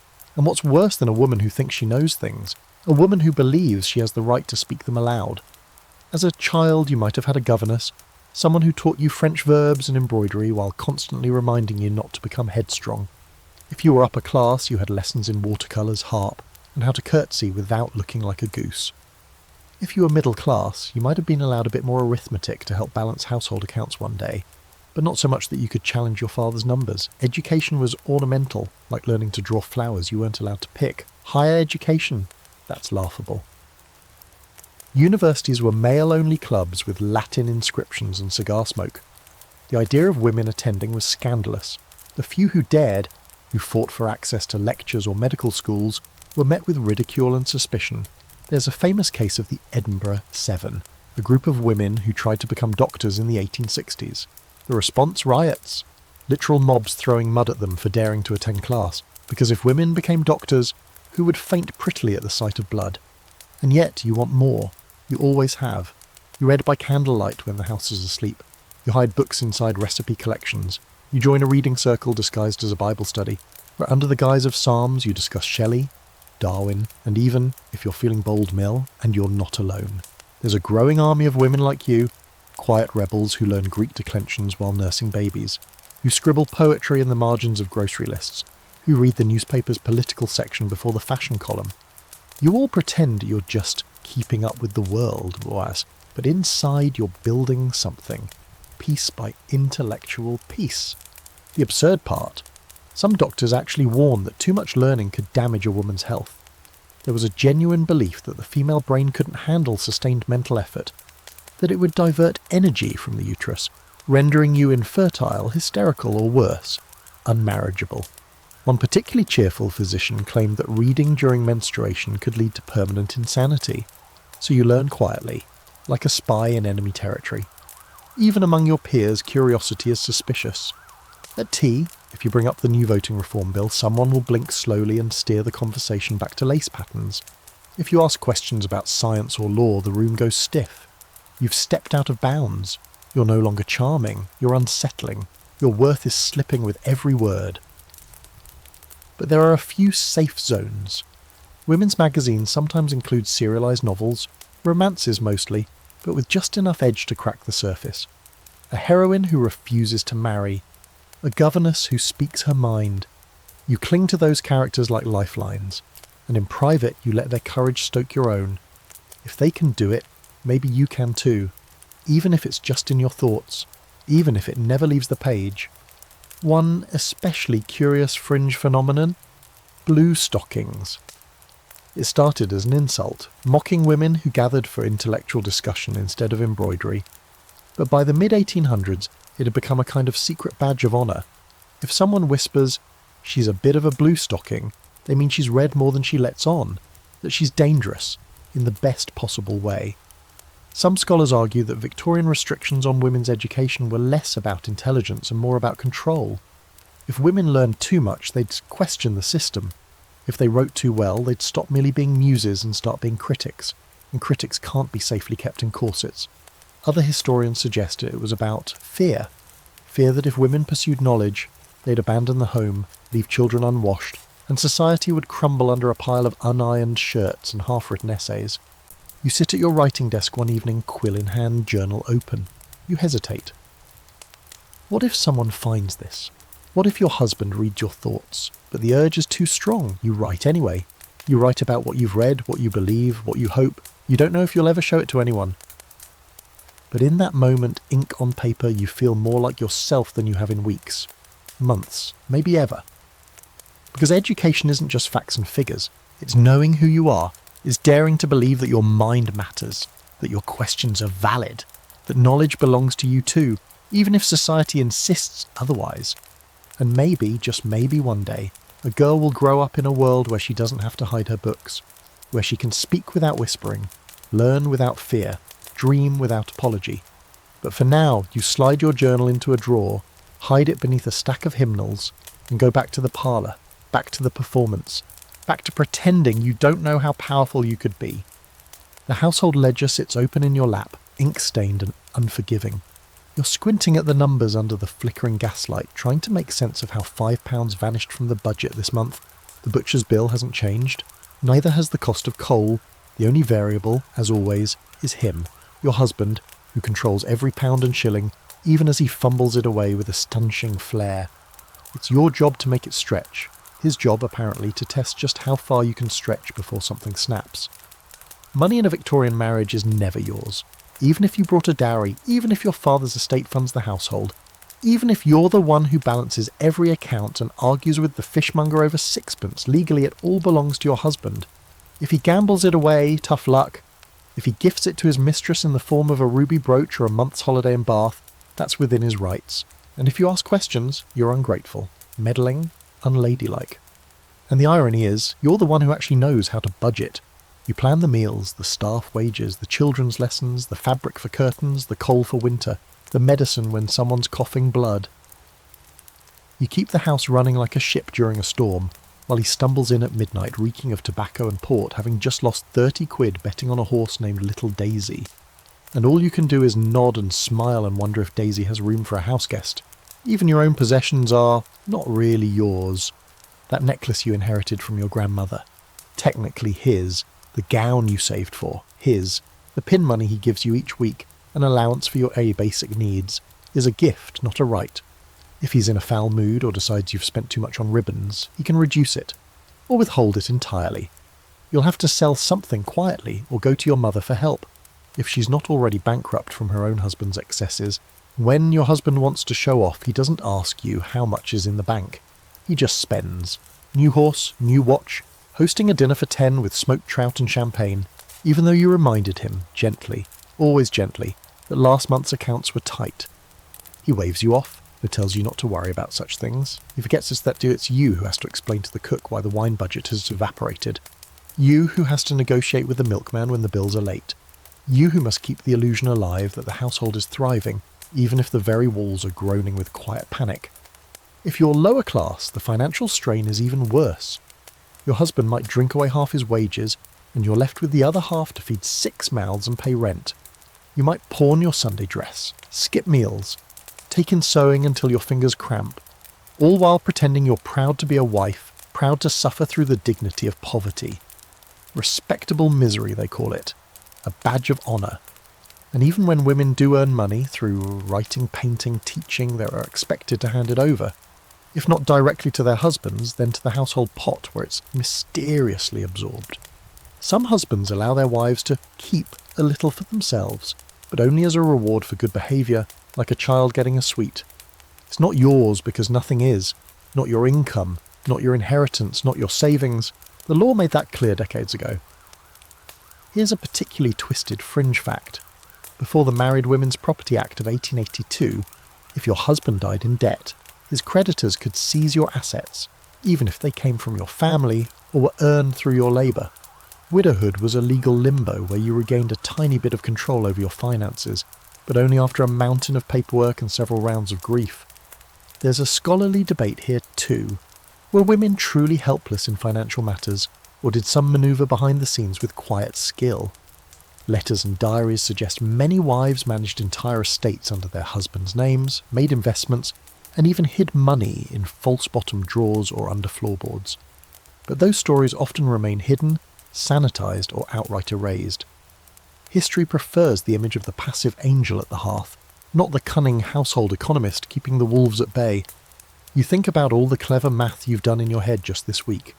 Dividing meat portions by guests, calculating coal usage per room, converting your pin money into a longer-lasting set of accounts by cutting the children's fruit portions in half. You do it seamlessly, invisibly, expertly, and still your husband waltzes into the parlour and says something absurd like, "What would you do without me?" You stare at him, fingers clenched in your lap, and do not say what you're thinking. You think about how much easier it would be if you could just ask him to slow down, to be transparent, to respect that you're not a child or a doll, but a woman who understands numbers and consequences. But Victorian wives are not supposed to understand finance. They're supposed to smile, make do and clip coupons. though they're called economies now and printed in the back of the Ladies' Household Guide. You've read them all, of course. The magazines, the advice columns. They tell you to reuse tea leaves, to mend stockings rather than buy new ones, to turn stale bread into pudding and pudding into dignity. They praise thrift and sacrifice as if living in scarcity is noble. But no one prints advice for how to stop a man from gambling away your future. No one prints columns about the rage you feel when you find out he bought a new cane while your eldest child's shoes are splitting. So you do what women have always done. You manage, you juggle, you hide coins in tins of flour, and smile when he finds an extra bottle of wine in the cupboard and thanks you for being so resourceful, as if you didn't just go without dinner twice last week to make it possible. And maybe, in the dead of night, you dream of a purse with your name stitched on the inside, a ledger that no one else reads, a life where your value isn't measured by how well you stretch someone else's money. But until then, you shut the ledger, rub your temples, and make the numbers dance again. Because someone has to. It starts with a whisper, a glance across the pews at church, a subtle tilt of a fan at a garden party. One woman touches her earring and another nods. And suddenly, you're being invited to tea. But it's not about Earl Grey and sponge cake. It's about survival. Not the kind that involves firewood and coal, but the quieter kind. The kind where women gather behind closed doors to say the things they can't say in front of their husbands. Welcome to the secret sisterhood. It's not official, of course. No signs hang above the door, no minutes are written. But these small, informal gatherings become lifelines. Here, in the drawing room with the curtains drawn, you learn how to soothe a colicky infant without losing your mind. You learn which doctor actually listens, which midwife still uses herbs, and, if the whispers grow low enough, which apothecary will sell you a little something for women's troubles, without asking too many questions. The sisterhood isn't flashy. It isn't feminist rallies or torchlit marches. Not yet. It's quiet strength passed down like a family recipe. It's your neighbour slipping you a folded scrap of paper with the name of a laundress who won't judge your stains. It's your cousin's friend's aunt who knows someone who can help you get your money from a bank account you're not legally allowed to open. It's community under the radar. These women know each other's pain in ways men never could. They know what it means to flinch when a footstep echoes too loudly on the stairs. They recognise the brittle smile of someone whose husband gets angry sometimes. They know the false cheer in a woman's voice when she says, "Oh, we're expecting again," with dead eyes and shaking hands. So when they say, "Come over Tuesday," what they really mean is, "We see you, you're not alone." And they're not just talking, some are doing. There are ladies' aid societies, socially acceptable gatherings where upper-class women do charity work for the poor. But beneath the surface, these gatherings double as information exchanges. Who's trapped in a marriage with a violent man? Who needs help leaving town? Who has a brother-in-law who's a solicitor willing to fudge a signature or two? You learn fast that even the most prim and proper matron may be smuggling letters for a friend or hiding a pregnant maid who can't go home. There's an especially quirky tradition among some groups, trousseau circles. Ostensibly, they're sewing circles for preparing bridal linens. But for certain women, they become unofficial prep courses on how to navigate married life. One woman brings a recipe for pain relief made with clove and laudanum. Another shares a trick for calming nerves during difficult nights, both figurative and literal. A third writes down her midwife's name and says very softly, she doesn't ask questions, just shows up. It might seem small, all of this, quiet resistance in lace gloves, but it matters, because when society gives you no voice, no power, and no rights, women become each other's infrastructure. You can't go to the police, but you can go to your neighbour. You can't open a bank account, but your friend's husband might lend you his name for a day. You can't say you're unhappy in public, but you can weep into someone else's apron and know she won't repeat a word. And don't make the mistake of thinking these women are saints. They aren't perfect, they gossip, they judge, they sometimes fail each other. But even with all the flaws, there's a bond forged in hardship, a subtle network pulsing beneath the rigid Victorian order. You're all trapped in the same gilded cage, and every so often someone finds a splintered bit of wire you can use to pick the lock. You might even meet women like Margaret, just Margaret, because last names aren't always safe. She's older, sharp-eyed, and always carries lavender oil in her pocket. She's the one who whispers that you don't have to keep having babies if you don't want to. The one who tells you that women in Paris are doing things differently. The one who warns you, gently, that your bruises might not stay hidden much longer, and maybe it's time to leave just for a few weeks until things settle. And sometimes this sisterhood becomes more than talk. A woman disappears for a time. Whispers say she went to stay with relatives. The truth? She was hiding, recovering, starting over. Maybe with help, maybe with money pulled from the sewing circle, passed hand to hand like contraband. Or maybe with nothing but the clothes on her back and the fierce determination of someone who's done being broken. There's debate among historians about how organised these informal networks truly were. Some suggest they were accidental, born out of necessity and repetition. Others believe they were deliberate, coded, cultivated, a kind of shadow feminism that never dared speak its name. Maybe both are true. Maybe women have always found ways to help one another, whether through revolution or simply by staying after tea to help with the washing up. You start to trust them, these women who laugh too loudly and touch your arm when they speak. You find you can say things you didn't even know you were holding, that you're scared, that you're angry, that sometimes you don't love your life the way you're supposed to. They don't gasp, they nod. And then one day, someone new shows up, pale, quiet, hollow-eyed. You bring her a cup of tea and sit beside her. You listen as she talks, and afterward, when she thanks you, you say the words you once needed to hear. You're not the only one. The teacups clink softly, the curtains stay drawn. Outside, the world spins on, oblivious. But inside, the sisterhood keeps going, quiet, steady, fierce. You stare down at the advertisement printed in tiny, apologetic lettering near the back of the newspaper. Wanted. Dependable lady for position as governess to 2 children in private household. Must be of good character, modest appearance, and in possession of excellent references. Salary modest, lodging included. And just like that, your future snaps into place. Not a dream, not a calling, not a plan, but a lifeboat. Because in the Victorian era, when a wife is abandoned, disgraced, or left to fend for herself, her career options are brutally narrow. Governess or disgrace. It's not that you ever wanted to work, you were never encouraged to. A proper Victorian woman is meant to marry, breed, and manage the home, preferably in that order. But when marriage crumbles, when your husband dies or runs off or simply stops providing, you can't survive on corsets and good intentions. You need money. And that means becoming what society considers just one step above a servant, a governess. It's a strange role. You're educated, refined, and often better read than your employers. You live in their house, dine with the children, teach them manners and Latin verbs. But you're not family. You're not a servant either. You exist in an awkward, lonely limbo where you're too respectable for the kitchen, too insignificant for the drawing room. No one quite knows where to place you, and so you're placed nowhere. Your room is small, tidy, furnished with the bare minimum, a cot, a basin, a chipped mirror. You eat alone unless summoned. You walk the garden paths only when the family isn't using them, and while you're always present, you're never supposed to be noticed. Like a ghost. A decorative, instructive ghost who must never laugh too loudly or attract too much male attention. The children, at least, are sometimes kind, sometimes not. You learn to manage tantrums, to sweeten lessons with stories, to teach algebra with chalk and patience. You tuck them into the bed at night and then retreat to your own room where you mark spelling errors until your candle burns low. It's quiet work, and lonely. No one asks about your dreams, no one asks how you're holding up. The wages? Barely enough. You're dependent not just on your own efforts, but on the whim of your employer. If the lady of the house thinks you're getting too close to her husband, or worse, that he's taken an interest in you, you're gone.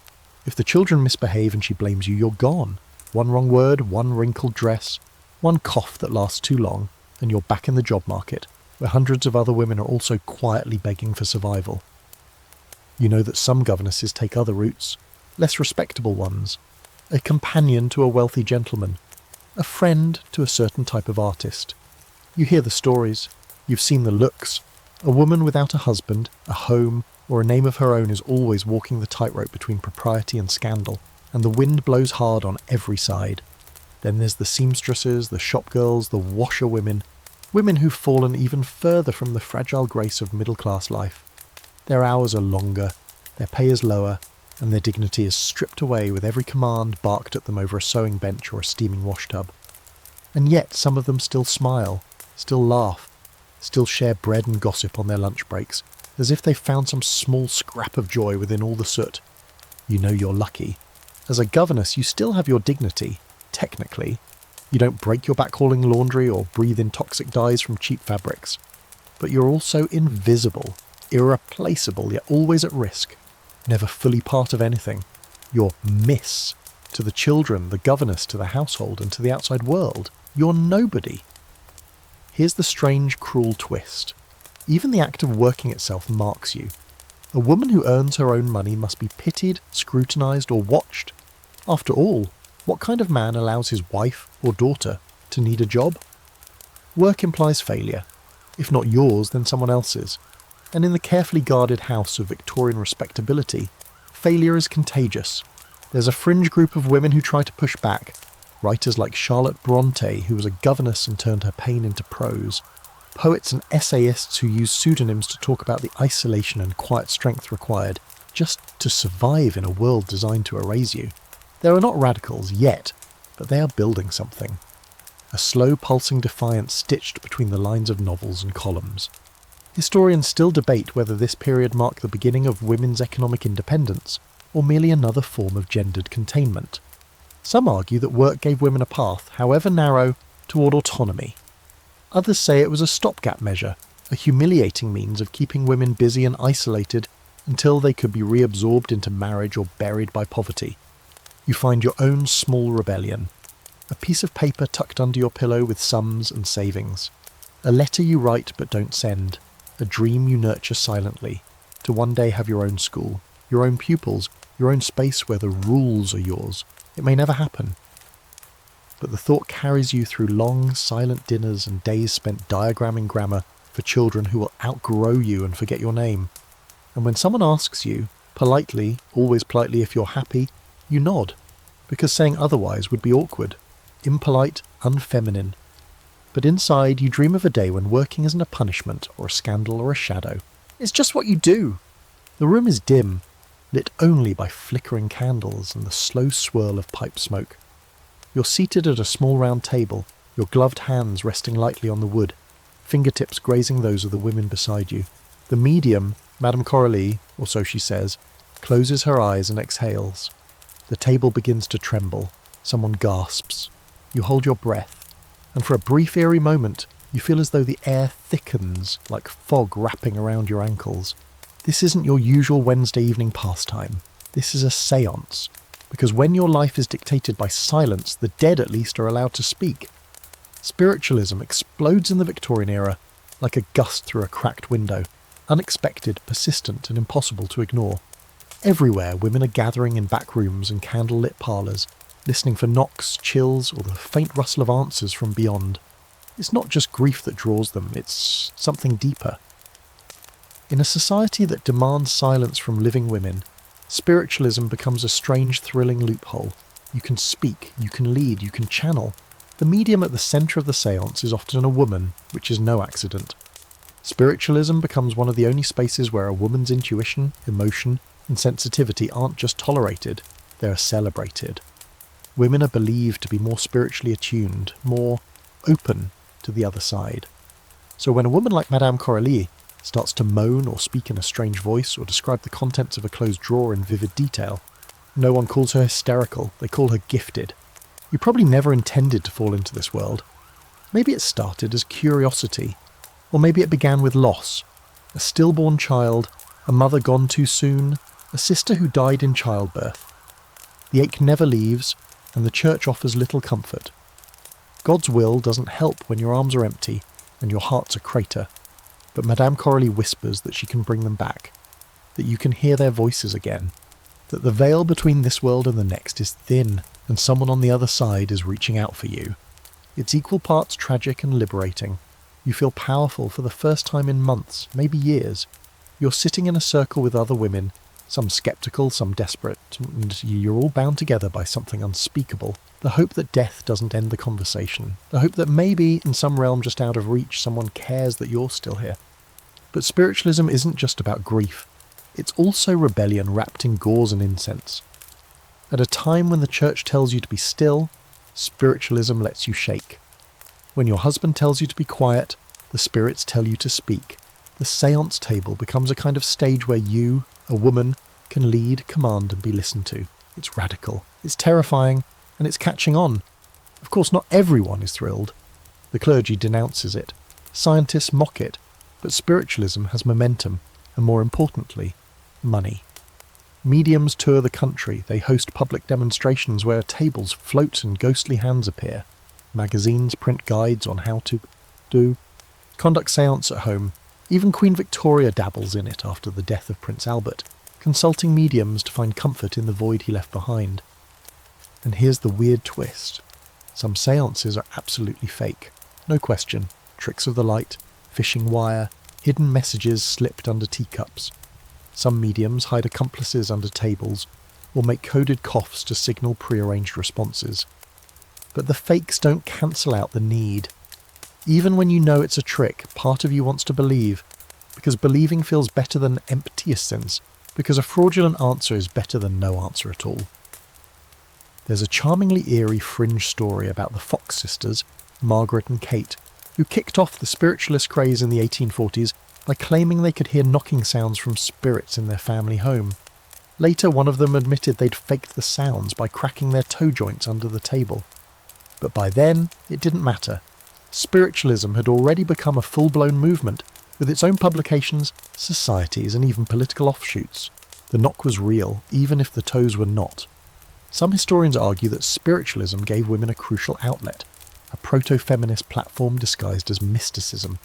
These women weren't just mediums, they were public speakers, writers, community organisers.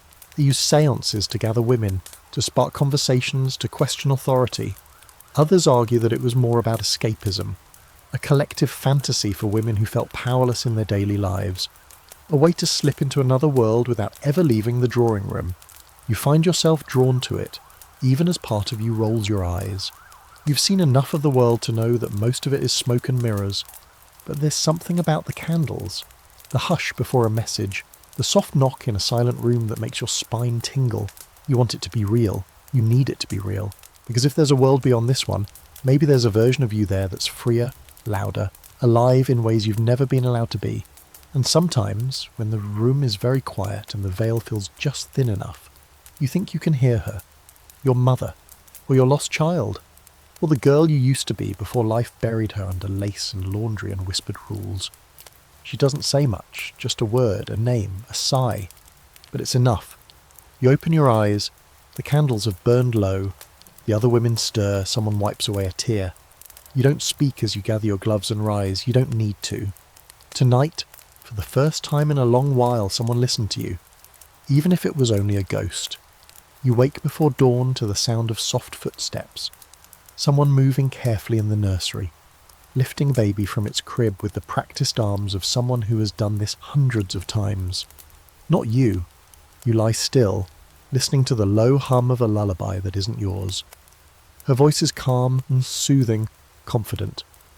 The baby stops crying. You close your eyes and feel something between relief and shame. Because once again, someone else is doing the job you were born to do. The wet nurse arrived last month and the nursemaid has been here even longer. They're strangers in your house, and yet somehow they know your child better than you do. In the Victorian era, motherhood is sacred, but only in theory.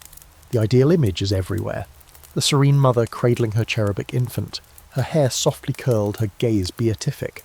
But in practice, you're often a distant figure, barely involved in the gritty work of raising the children your body was pushed to the brink to produce. Your role is symbolic, managerial, decorative, the real work.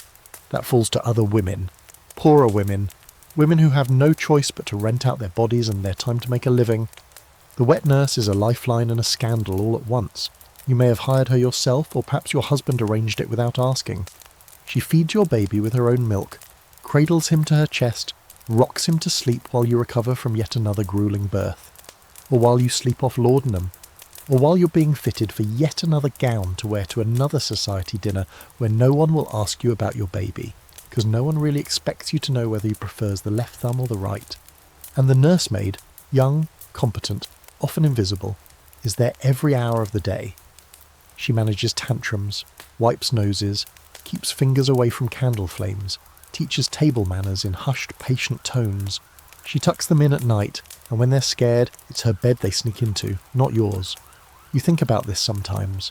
You picture your toddler curled against someone else's side, comforted by a heartbeat that isn't yours. You feel guilty, but you also feel tired. So tired. It's not that you don't love your children, you do, fiercely. But the system you live in wasn't built for love. It was built for appearances. You're expected to have many children. You're expected to talk about them fondly at social functions, to make sure they are dressed properly, to remind the cook of their dietary needs. But actually mothering them, that's considered messy, unseemly, best left to the help. And yet the help pays a heavy price. The wet nurse may have her own baby somewhere, likely left with a relative, or worse, dead from neglect or lack of milk. Because if she's feeding your child, she isn't feeding her own. Her breasts are leased like land. Her time is not her own. And when she becomes attached, and she always does, she must leave when the contract ends, heart quietly breaking while you wave her off with a perfumed handkerchief. Nursemaids fare little better. They sleep in cold, cramped quarters. Their wages are low. Their days are long. They are expected to be clean, cheerful, devout, and above all obedient. If they so much as speak too casually to a guest, they're dismissed. If the child misbehaves, it's their failure. If they grow too fond or too familiar, they are reminded, gently but firmly, of their place. They raise children they will never be invited to claim. There's a grotesque paradox here. You're both expected to be the perfect mother and kept at a careful distance from the business of actual parenting. If you breastfeed your own baby, people might whisper. They'll say it's unrefined, animalistic. But if you don't show enough maternal interest, they'll say you're cold. It's a trap, lined with lace and laced with judgment. And no matter what you do, someone will declare it the wrong thing. Even your children don't fully belong to you. Legally, they're your husband's property. He can decide their schooling, their discipline, their marriages. If you separate, he can take them away without explanation. You could be the one who fed them, clothed them, soothed every fever, and still lose them with a flick of his pen. And the worst part? There's no court in the country that will find it unusual. You sometimes sit outside the nursery listening to them play. You want to go in. You want to scoop them into your arms, cover their faces with kisses, and say, mine. But then you remember your schedule. The calling cards, the garden party, the fact that your gown must be changed before tea, and your hair must be pinned just so. You stand, adjust your shawl, and keep walking. One day your child will grow up and refer to the nursemaid as the one who raised me, and you will smile politely even as something cracks inside you. Historians disagree on how widespread this delegation of childcare really was. Some argue it was confined to the upper classes, that most mothers, especially in rural areas, were intimately involved in their children's lives. Others say even middle-class households adopted the practice as soon as they could afford to, desperate to maintain appearances and keep up with societal expectations. But either way, the emotional distance is real and it leaves echoes. You feel them late at night. When your child cries in his sleep and it's the nursemaid who gets up. When your daughter skins her knee and reaches for someone else. When you realise that despite everything you've done, despite carrying them, birthing them, and bleeding for them, you have become, in some ways, a guest in your own child's life. And you wonder, if you'd had a choice, if the world had allowed it, would you have done it all differently? But there's no point asking that now. The nursemaid has already lit the lamp. The baby is asleep, and tomorrow the routine begins again. You'll wave to your child from across the drawing room, and they will wave back, smiling, polite and just a little too far away. You smooth the folds of your skirt, take a breath, and step into the parlour, where the air is stiff with civility and the faint scent of rosewater. On the mantel, Queen Victoria stares down from a framed portrait. Imperial, stern, and somehow always disapproving. It's ironic, really. The most powerful woman in the empire, and yet her opinion of women like you, restless, curious, aching to be heard, is little more than a scowl in ink. Because make no mistake, Queen Victoria may reign over half the globe, but she has absolutely no time for feminism. It almost feels like betrayal. Here is a woman who has armies salute her, who signs laws and appears on every coin. A woman whose existence seems to prove that women can hold power. And yet her private letters drip with disdain for women who want more than marriage and motherhood. Mad, wicked folly, she calls women's rights. She insists that a woman's highest calling is to serve her husband, to be his comfort and keeper. That's rich considering she ran an empire while her husband, Prince Albert, spent most of his time rearranging furniture and fretting over German traditions. Victoria's reign should have been a golden age for women, and in some ways it was, at least symbolically. Her mere presence on the throne challenged assumptions about female capability.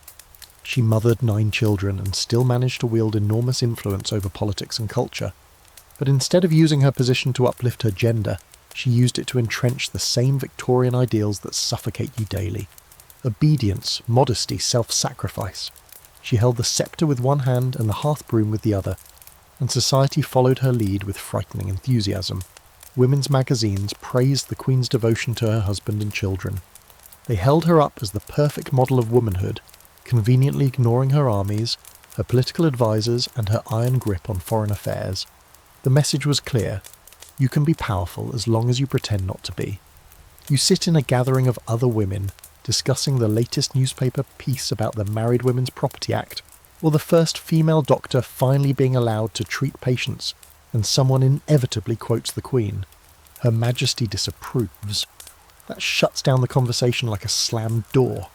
Because if the Queen doesn't believe in women's rights, then who are you to question the system? There's a particularly maddening contradiction in all this. Victoria condemns feminism, but she corresponds daily with ministers, influences appointments, and dominates her household like a seasoned general. She mourns her husband for decades, yes, but she also refuses to let anyone else rule in her stead. She is the exception to every rule she enforces, a walking contradiction in black silk and jet beads. Meanwhile, the women pushing for change, real change, are doing it without royal blessing, without money, and often without public support. Women like Josephine Butler, who campaigns against the horrific Contagious Diseases Acts that allow police to forcibly examine suspected prostitutes. Or Elizabeth Garrett Anderson, the first woman to qualify as a physician in Britain, who opens a hospital just for women and girls. These women are mocked, shunned, sometimes even attacked, and yet they keep going. They don't have a crown, they have grit. Victoria, safe in her palace, calls them revolting. She insists that women are not fit to hold public office, to vote, or to speak in Parliament. She calls suffrage a dangerous innovation, a threat to the sanctity of the home. Never mind that she signs off on laws every week. Never mind that her own letters often shape policy. You hear other women echo her words. Good women, respectable women, they say feminism is selfish, that it turns wives into monsters, mothers into strangers, and daughters into rebels. They say that women asking for rights are abandoning their natural role, undermining society, disrespecting their God-given purpose. It's hard not to laugh, or scream, or both. Still, you don't dare criticise the Queen aloud. Treason isn't fashionable. But in the privacy of your mind, or perhaps in the safety of your journal, you start to wonder if the throne has made her blind. Or maybe it's deliberate.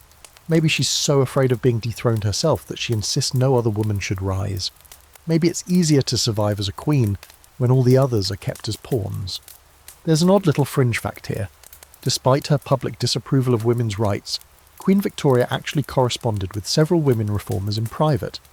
Some letters suggest curiosity, even empathy. But publicly she never wavered. Whether out of genuine belief or political necessity, she clung to the status quo with gloved hands and a steely frown. Historians still argue about her motives. Was she a product of her time, simply echoing the values she was raised with? Or was she a savvy politician, maintaining her image by throwing other women under the carriage wheels? Perhaps both. But one thing is certain, her words carried weight. When she called feminism a repugnant blasphemy, it wasn't just opinion, it was doctrine. It shaped the way millions of women saw themselves, and how society treated them. You glance at her portrait again, that pale face so composed, so unreadable. You wonder what she would think if she could see your thoughts, if she could read the private letters passed between women, the dreams scrawled in the margins of cookbooks, the speeches whispered over embroidery. Would she call you wicked? Would she nod in secret agreement? Or would she, like so many others, dismiss you entirely? You will never know, but you close your journal with a snap and tuck it under your arm, because even if the Queen disapproves, the world is already changing. And this time it won't ask her permission. You dip your pen in the inkwell and hesitate. The words are ready, burning even, but your name isn't. You stare at the blank space at the top of the page where your name should go, and instead you write something else, a man's name, a made-up one, or the kind of name that might be taken seriously, that might make a publisher pause before laughing, that might, just might, get your story read. because in Victorian England the pen is mightier than the sword only if it's wielded by someone who signs his letters John. You're not the first woman to do this, you won't be the last. Writing is one of the only creative outlets available to you, an act of rebellion disguised as polite domesticity. A notebook on your lap looks perfectly respectable. You could be jotting down dinner plans or hymns. No one suspects you're pouring your soul into a fictional heroine who dares to run away from her husband or live alone without shame. And even if someone does, they assume it's a silly pastime. Just ink and paper. Harmless. But you know better. Words are dangerous. Words imagine other worlds. And in those worlds, women are free. Free to walk without chaperones. Free to speak, to vote, to think, to desire. And while your body remains corseted and quiet, your mind goes where it pleases, dancing across pages into places you may never be allowed to go in person. So you write, early before the house stirs, late after the candles have burned low. You write in margins and notebooks, on the backs of shopping lists and inside cookbooks no one opens. Your characters say the things you cannot. They make choices you're told are immoral. They argue. They rage. They fall in love without permission. Sometimes they fail, but they are real. Then comes the terrifying part, sending your work out into the world. You find a publisher's address, wrap your story in brown paper, and include a polite letter signed by Edward M. Blake or George Eastfield or whatever pseudonym you've chosen, because Emily or Margaret or Anne would go straight into the wastebasket. A woman's voice is only palatable when it's hidden. Even the Bronte sisters, Charlotte, Emily and Anne, hid behind the names Currer, Ellis and Acton Bell. Jane Austen, whose novels now sit on bookshelves everywhere, published anonymously. George Eliot, whose real name was Mary Ann Evans, became one of the most celebrated authors of the era, but only after everyone assumed she was a man. It's not a trend, it's a necessity. And should your writing succeed, you face a new kind of prison. Suspicion. Praise always comes with caveats. Too emotional. Not quite realistic. Surprisingly accomplished for a woman. If a book dares to criticise marriage or question morality, the critics sniff around for scandal. Is the author unmarried? Has she been seen walking alone? Does she read French novels? Your character's sins become your own. The line between fiction and confession is paper thin when you're a woman. Still, the hunger to be heard outweighs the fear. You learn to play the game, to soften the edges, to tuck your sharper thoughts beneath layers of metaphor. A character faints instead of fighting. A scandal is hinted at, not named. You slip truth in like arsenic in the tea, undetectable but deadly over time. There's a strange, delightful fringe fact about Victorian publishing. Some publishers knowingly accepted manuscripts by women, but insisted they use male names for marketing. They'd say things like, "A female author will never sell among gentlemen," while cashing the cheques written by ladies with ink-stained fingers and fire in their hearts. Businessmen in top hats selling rebellion one chapter at a time. And you're not just writing novels, you're sending letters to editors under assumed names, crafting essays, slipping poems into obscure journals. Women create entire literary salons, disguised as social clubs, where they trade drafts, offer critique, and commiserate about rejection. In these quiet rooms, you find your tribe, not just readers, but believers. Other women who know the cost of every paragraph. Some historians argue that women's writing in the Victorian era laid the groundwork for later revolutions, that the act of crafting fiction, of giving voice to the women's inner lives, was itself a radical act. Others say it was just another form of escapism, tolerated because it didn't challenge the real structures of power. But to you, it feels like both. Escape and defiance. A breath of freedom disguised as entertainment. You begin to notice the difference in yourself. The way your thoughts flow more freely. The way you observe people, wondering how they'd sound on the page. You see through the performances at dinner parties. You watch your husband from across the room and think, what would he do if he knew? Not just that you agree, yeah, right, but that you imagine lives without him. That you imagine yourself without him. He doesn't know. He thinks you're scribbling shopping lists, notes to the cook, perhaps a letter to your sister. You smile when he asks what you're working on and say, just a bit of nonsense. He nods, satisfied, and returns to his brandy. He never asks again. But one day a letter arrives. A publisher has read your story, he liked it, wants to print it, wants to discuss terms. He refers to you as Mr. Eastfield, but it doesn't matter. You read the letter twice, hands trembling, breath shallow. You've done it. You've put something into the world that no one can take back. You tuck the letter into your sewing box, beneath the spools of thread and folded patterns. You can't tell anyone. Not yet. Maybe not ever. But you know. And the knowing changes everything. You write another story that night. It pours out of you like light through a cracked door. Because you found something stronger than shame, than fear, than the weight of your corset, or the quiet mockery of the drawing room. You found your voice, and you're not giving it back. You blink against the blinding white of hospital linen. The walls smell like carbolic and something much older. Damp stone maybe, or despair. You aren't sick, not exactly. But you're here, lying in a narrow bed in a ward full of silent women, because you cried too loudly or disobeyed your husband or asked too many questions. Welcome to the asylum. You didn't commit a crime. You committed a feeling. And in Victorian England, that's more than enough. You told the doctor you were unwell, that your nerves were frayed, that your behaviour had become erratic. Perhaps you had a tendency to argue. Perhaps you wept after childbirth and couldn't stop. Or maybe, God forbid, you refused his advances and locked the bedroom door. Whatever the reason, you were labelled hysterical. You were escorted out of your home like a child who had misbehaved at a dinner party, and no one, not the maid, not your sister, not even your own mother, intervened. Because they all knew. A husband has the legal right to commit his wife to an asylum without her consent. He doesn't need proof. He just needs a sympathetic doctor and enough money to pay for your bed. If you protest, if you scream, if you insist you're sane, well, that's just more proof you're not. You lie in bed and try to remember the last normal day you had. The one where you served tea at 4 and watered the geraniums and thought, briefly, maybe I'm all right. That day is gone now, erased by the clanging keys, the iron doors, the flickering gas lamps overhead. Your world has narrowed to 4 walls, a cup of gruel, and a schedule built to erase you. They start with rest. Always rest. You're not allowed to speak for days, sometimes weeks. If you try, you're ignored or sedated. If you cry, they whisper about episodes. You're allowed outside once a day, into a garden where the grass is clipped too short and the benches are too cold. You walk in circles with other women, none of whom look at each other. You don't ask questions. You don't speak their names. You don't speak your own. And the treatments, they vary. Sometimes it's cold water therapy. You're dunked into icy baths to shock your nerves into submission. Other times it's electric stimulation, the kind that rattles your teeth and leaves your muscles aching for days. The staff claims it's progress. You wonder if they'd say the same after one session on the table. There's a woman in the next bed who hasn't spoken since you arrived. You hear her crying at night, soft and rhythmic, like rain. No one comforts her. Another woman whispers constantly about a child she lost. She tells the walls, "He said I was grieving too long." You understand that's why most of you are here. Not because you're dangerous, but because you're inconvenient. Here's the monstrous reality.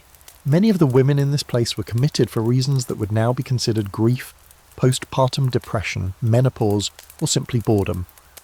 One patient once asked to attend lectures at the local university. Another refused to stop reading novels. Another took long walks alone. All of them were told they were unstable, and once you're labelled, the world stops listening. There's a particularly bleak fringe story of a woman who was institutionalised because she played the piano too often and too well. Her husband claimed she was becoming obsessed. Another woman, a journalist, was locked away after publishing a piece criticising marriage. Her husband said she was unfit to parent. The doctors nodded.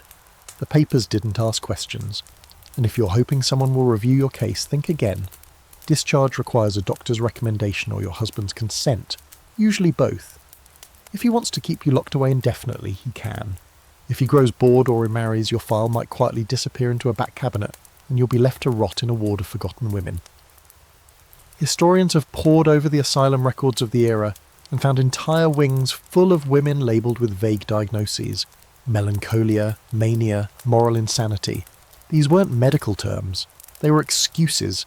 And the cure, silence, control, erasure.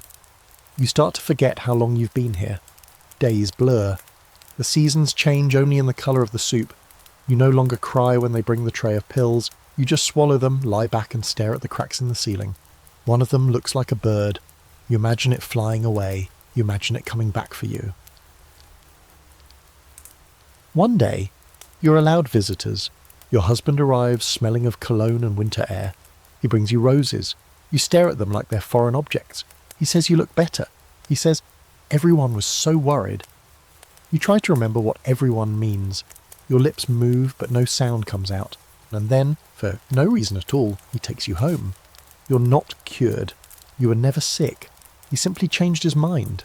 Maybe he found someone else to fill the space you left. Maybe the staff pressured him. Maybe your family begged. You don't ask. You're just grateful to see sunlight through your own windows again. But you're not the same. You wake with a start at night, sure that you're back there. You flinch when someone touches your shoulder. You smile too much, agree too quickly, say thank you, even when you want to scream, because you know now how easy it is to vanish. Some historians argue the asylum system was a necessary evil, an early attempt to understand mental illness. Others say it was weaponized against women from the start. Both are likely true, but what matters to you is this. Your body is back in your home, but part of your mind is still in that ward, still walking those two perfect garden paths, trying to hold on to a name, a memory, a self. And every time someone calls you emotional, every time your husband says you're a bit off today, a part of you clenches. Because you know what can happen when a woman feels too much in a world that prefers her quiet. And you know how quickly they can take your keys. It's the second day of your cycle, and you're doubled over in the morning room, gripping the edge of a settee like it's the rail of a sinking ship. The cramps twist through you like hot wire, but you can't cry out. That would be unladylike. You can't let the maid see you sweat. You smooth your skirts, take a breath that barely fits inside your corset, and pretend you're only tired. You press a handkerchief to your pale lips and murmur something about female troubles. It's the code, the all-purpose euphemism. Because in Victorian society, menstruation is a dirty little secret. Something between a scandal and a curse. No one told you what to expect, not really.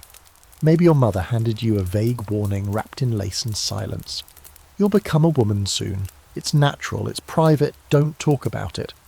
So the first time it happened, you thought you were dying.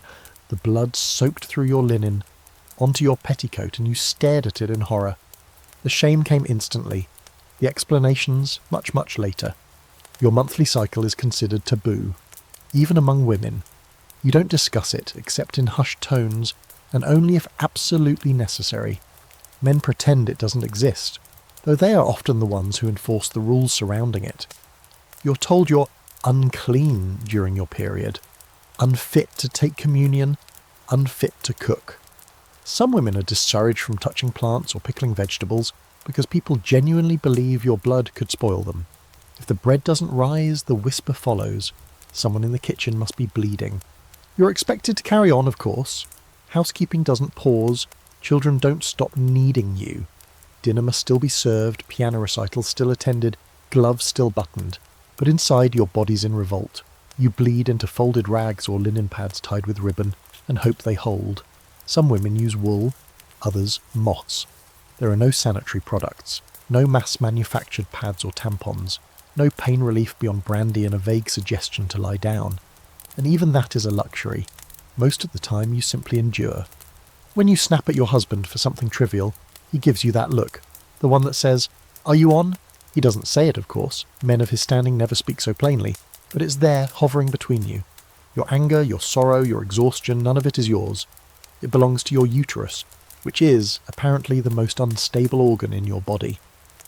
Medical theories about menstruation in the Victorian era range from hilariously wrong to outright terrifying. Some doctors believe that a woman is incapacitated during her monthly cycle and should avoid reading, writing, or any form of mental strain. One particularly creative physician warned that studying algebra while menstruating could permanently damage the brain. Others insist that menstruation is a physical and moral failure, a sign that your body is misbehaving and must be corrected through prayer, cold baths, or leeches. Yes, leeches. There's a fringe belief circulating in certain corners of the medical community that menstruating women emit harmful vapours, miasma, that can sicken others. This idea mostly serves to justify isolating women during their cycles. In rural areas, girls are sometimes banished to menstruation huts or made to sleep in the scullery. In wealthier homes, they are simply ignored, quietly punished with distance and disgust. You begin to internalize it, the dread, the shame, the careful folding and hiding of stained linens, the way you flinch if someone comments that you look a bit pale.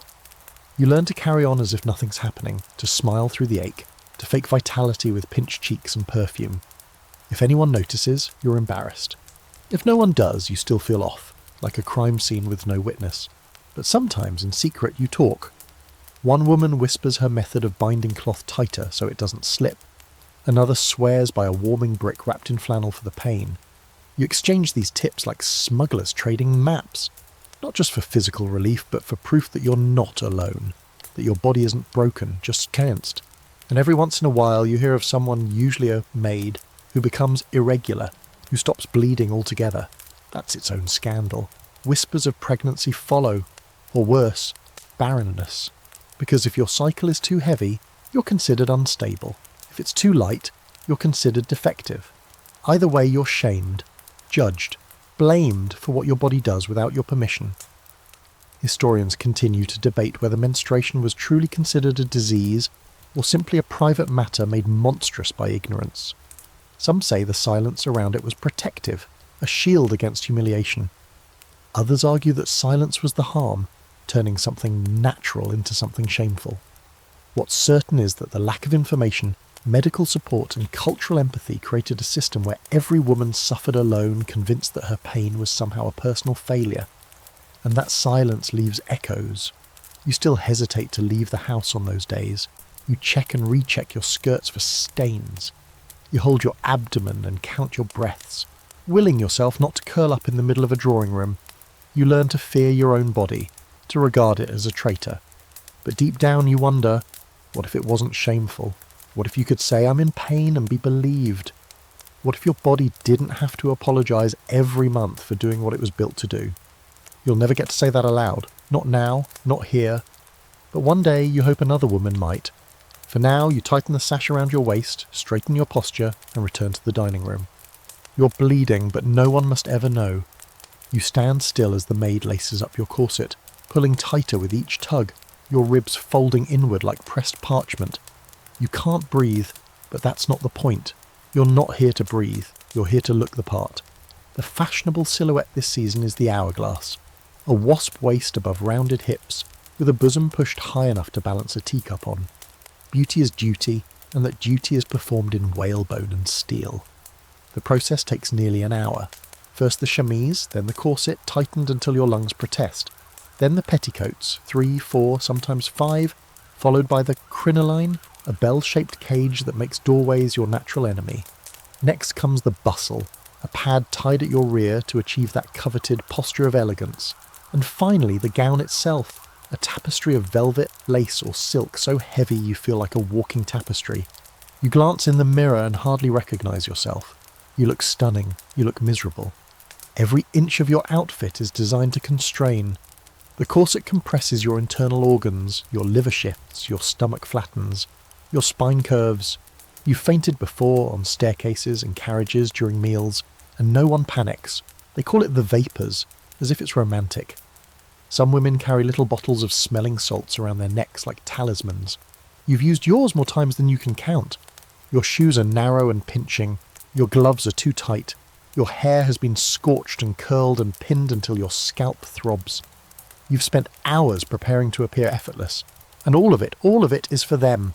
The society men who judge with a glance, the women who whisper behind fans, the artist who paints you like an object and calls it admiration. Your body doesn't belong to you, it belongs to fashion. And fashion doesn't care how you feel. Some mornings you stare at your dressing table and wonder what it would feel like to run. Not just away, but barefoot, with your hair down and your lungs full of air. You remember that one summer in childhood when you climbed trees and wore loose cotton dresses and didn't even know what a corset was. That memory is now a ghost, a lovely, useless ghost. And fashion never sits still. Just when your wardrobe is updated, the silhouette changes. Crinolines grow wider until they won't fit in a carriage. Then they vanish, replaced by bustles that make sitting nearly impossible. Then the sleeves balloon. Then they shrink. The colours change, the fabrics shift, and you must change with them, or risk exile from polite society. You spend small fortunes on arsenic green dyes, not knowing that the pigment is poisoning you. You dab lead-based powder on your face to appear paler, unaware it's seeping into your skin. There's a grim little fringe tale that makes the rounds in whispers. A young woman dies suddenly, and her autopsy reveals her liver is stained green. The cause? Prolonged exposure to arsenic-dyed gowns, the same ones hanging in your own wardrobe. You hear this story and laugh because what else can you do? You still wear the dresses. What choice do you have? Cosmetics are also a quiet battlefield. You're expected to look flawless, rosy-cheeked, dewy-eyed, with smooth, pale skin. But heaven forbid anyone catches you applying makeup. That would be vain, vulgar. Only actresses and prostitutes paint their faces in public. So you learn the tricks. Rub beet juice on your cheeks and lips for that natural glow. Dust your nose with rice powder and swear it's just a little talcum. Use burnt matchsticks to darken your lashes in secret. And then pretend you woke up like this. Fashion isn't just about beauty. It's about class. About showing the world that you don't work with your hands, that your waist is small because you don't eat like the poor, that your pale skin proves you don't labour in the sun. It's a visual language written in fabric and posture and pain. And if you refuse to play the game, you're dismissed, mocked, pitied or punished. And yet the most maddening part? You love some of it. The thrill of a new dress, the feeling of transformation, the way your reflection looks like someone who matters. You hate it, but you also cling to it, because in a world where you have so little power, appearance is currency, and you're afraid of what happens if you stop paying. Historians debate whether Victorian fashion was purely oppressive or whether it offered women a unique form of expression within the cage. Some see corsets and crinolines as tools of submission, others as weapons of subtle rebellion, ways women carved out identity in a society that denied them voice. The truth, as usual, is probably tangled somewhere between. What you know is this. You have bruises on your ribs and calluses on your toes. Your spine curves in ways it never used to. You sleep with your hair in pins. You hide your discomfort beneath a practiced smile. You say you're used to it, but that's not quite true. You're just resigned. Tonight at the ball you'll waltz until your legs ache. You'll accept compliments on your figure while trying not to faint. You'll smile when someone says, "You look divine," even though your lungs are begging for air. And afterward, you'll peel off your gown like armour, revealing red welts where the boning pressed too hard. You'll lie down and exhale fully for the first time all day, and in the morning you'll do it all over again. Because beauty, you've been taught, is not supposed to feel good. It's supposed to hurt.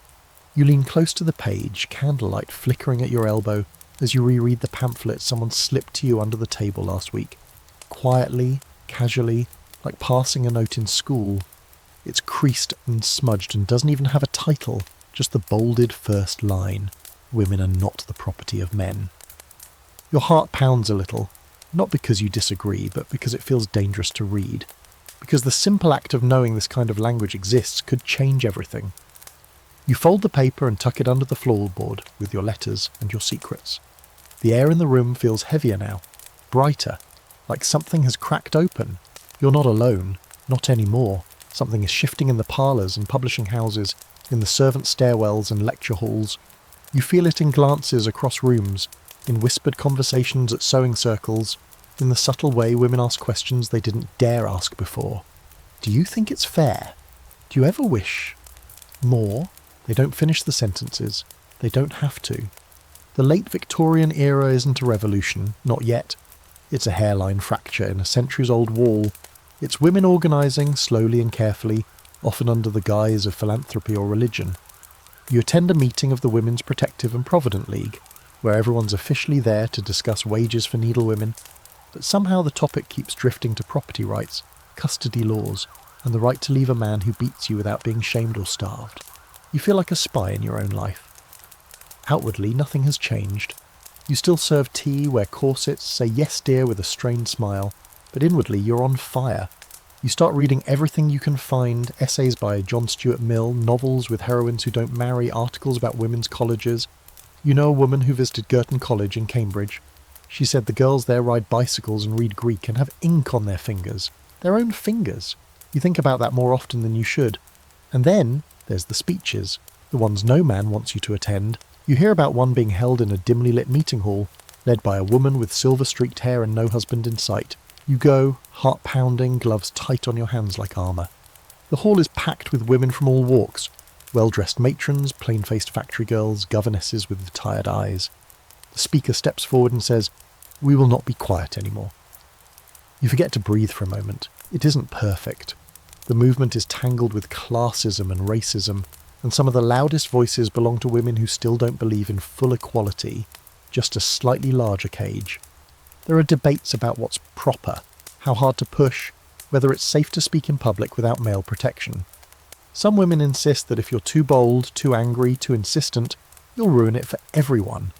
Others say being soft hasn't gotten them anywhere. Still, the momentum builds. There's a curious fringe story about a suffragist who disguised herself as a man to attend political lectures. She cut her hair, stuffed her coat with wool, and no one noticed. She said it was the first time anyone listened to her opinions without interruption. She published under a male pseudonym for the rest of her life. You wonder how many women have been hiding in plain sight like that. You wonder how many are still hiding. You join a small reading group. Officially you're studying the Gospels. Unofficially you're reading Wollstonecraft. Someone brings tea, someone else brings an anonymous letter from a woman whose husband tried to have her committed. You sit in a circle and pass the paper around, hands trembling. You talk quietly about courage. You talk louder about change. And yet your husband doesn't know, or maybe he suspects something. He asks what you do on Thursday nights. You say fellowship. He smiles, satisfied. If he ever saw the pamphlets tucked in your writing desk. He might laugh, or he might not. You've seen that look before, the one that means don't push it. So you don't, not all at once. There are risks, always. A woman in your town was dismissed from her teaching position after signing a petition for women's suffrage. Another was disowned by her family for leaving her husband and taking a job at a typesetting office. Still, for everyone silenced, two more speak. The cracks spread, the wall trembles. Historians often debate whether the Victorian feminist movement was real. They ask if it made enough progress, if it went far enough. Some say it was only a ripple, not a wave. Others argue it laid the very stones women now stand on. But for you, none of that matters. You feel it in your chest, your hands, your spine. The quiet certainty that something has begun, something big, something irreversible. And you begin to imagine what comes next. A world where your daughters don't have to lie about their names to publish a book. Where your sister can leave a man who breaks her spirit without begging for alms. Where you can sit in a lecture hall without a disguise, say what you think, wear what you want, breathe without a corset. You don't know when it will come, but you believe now, deep in your bones, that it will. So tonight, after the house sleeps, you light a candle and pull the pamphlet from its hiding place. You unfold it slowly, smoothing the creases like a sacred text. You read the words again, then reach for your pen, and this time you sign your real name.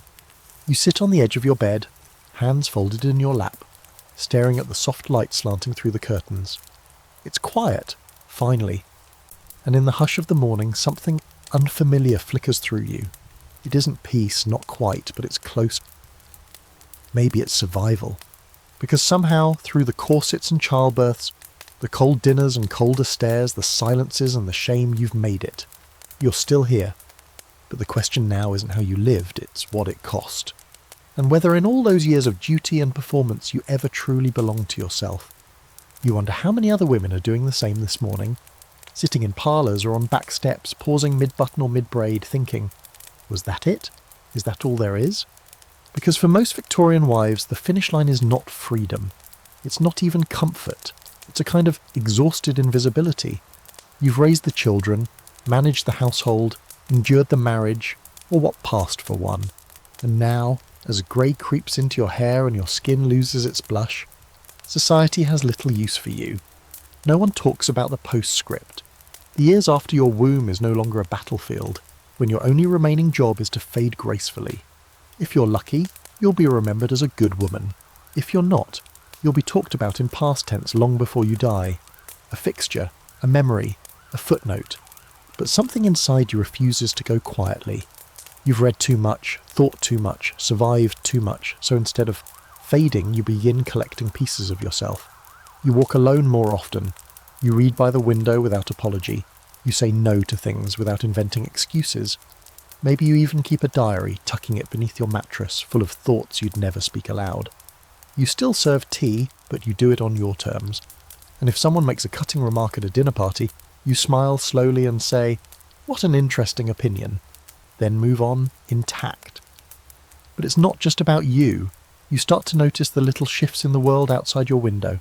a new pamphlet being passed around, a headline that mentions votes for women, a young lady at the post office speaking too loudly and not caring who hears. You see your daughters, real or metaphorical, refusing things you never dared to refuse, and part of you wants to shield them, the other part wants to cheer, and still the world resists. You overhear men at the club sneer at those women's leagues. You see pamphlets warning of moral collapse if women get the vote. You know full well that the foundation of your life has been built on the belief that female silence equals male stability. So every word you speak now feels like a small, exquisite crime. You think back to your wedding day, to the vows spoken in trembling sincerity, or confusion or sheer necessity. You remember the quiet panic, the smile that didn't reach your eyes. And now, looking back, you don't feel bitterness at so much as clarity. You were trapped, yes, but you also endured. You held the line for the next generation, even if your hands shook doing it. There's a strange comfort in knowing that even in your suffering you weren't alone. Thousands of women, millions, walked the same path. Some raged against it. Some shrank inside it. Some disappeared altogether. But others, more than the history books admit, fought in their own quiet ways. They wrote under pseudonyms. They fled bad marriages. They stitched protest into embroidery and slipped pamphlets into prayer books. Some historians argue that the Victorian wife was complicit in her own oppression, that she upheld the very standards that kept her shackled. Others say that's an oversimplification, that survival in such a world required compromise, strategy, subterfuge. Maybe both are true, but what's undeniable is this. These women laid the groundwork. Their bruises became blueprints. And now, you sit here, one hand resting on your lap, the other tracing the outline of a scar that no one can see. Emotional, physical, existential, it doesn't matter. You carry it. And oddly, you're proud of it. Not because you wanted it, but because you lived through it. The irony is that much of what Victorian society forced on you in the name of morality, obedience, silence, suffering, has become the very reason later generations pushed back. They saw the damage, the despair, the dead eyes behind the polite smiles, and they said, no more. But even now in the modern world, echoes of that brutality remain. The expectation to be nice, to be small, to make room, to clean up, to apologise for existing in ways that are loud or complicated or messy. The corsets are gone, but the pressure is still there. It just comes in stretch fabric and Instagram filters. So yes, you survived the Victorian marriage machine, but the machine didn't disappear. It evolved. And the fight isn't over. Maybe it never will be. But your story matters. Your pain wasn't pointless. And every time a woman raises her voice or keeps her name or leaves when she's had enough, that's your legacy. You rise from the bed, stretch slowly, and move toward the window. Outside, the world hums on, carriages roll past. Children shriek. A woman across the street stands alone on her balcony, eyes closed to the morning sun. You watch her. She doesn't know she's being seen. She simply is. And that's the dream, isn't it? Not to be perfect, not to be adored, but to be real. To be fully, unapologetically, relentlessly yourself, even if it took a lifetime to get there. So now, with the fire dying low and your eyelids growing heavier, let's sit with what we've uncovered. Life as a Victorian wife wasn't just hard, it was a full-body performance, a lifelong endurance test dressed in silken silence.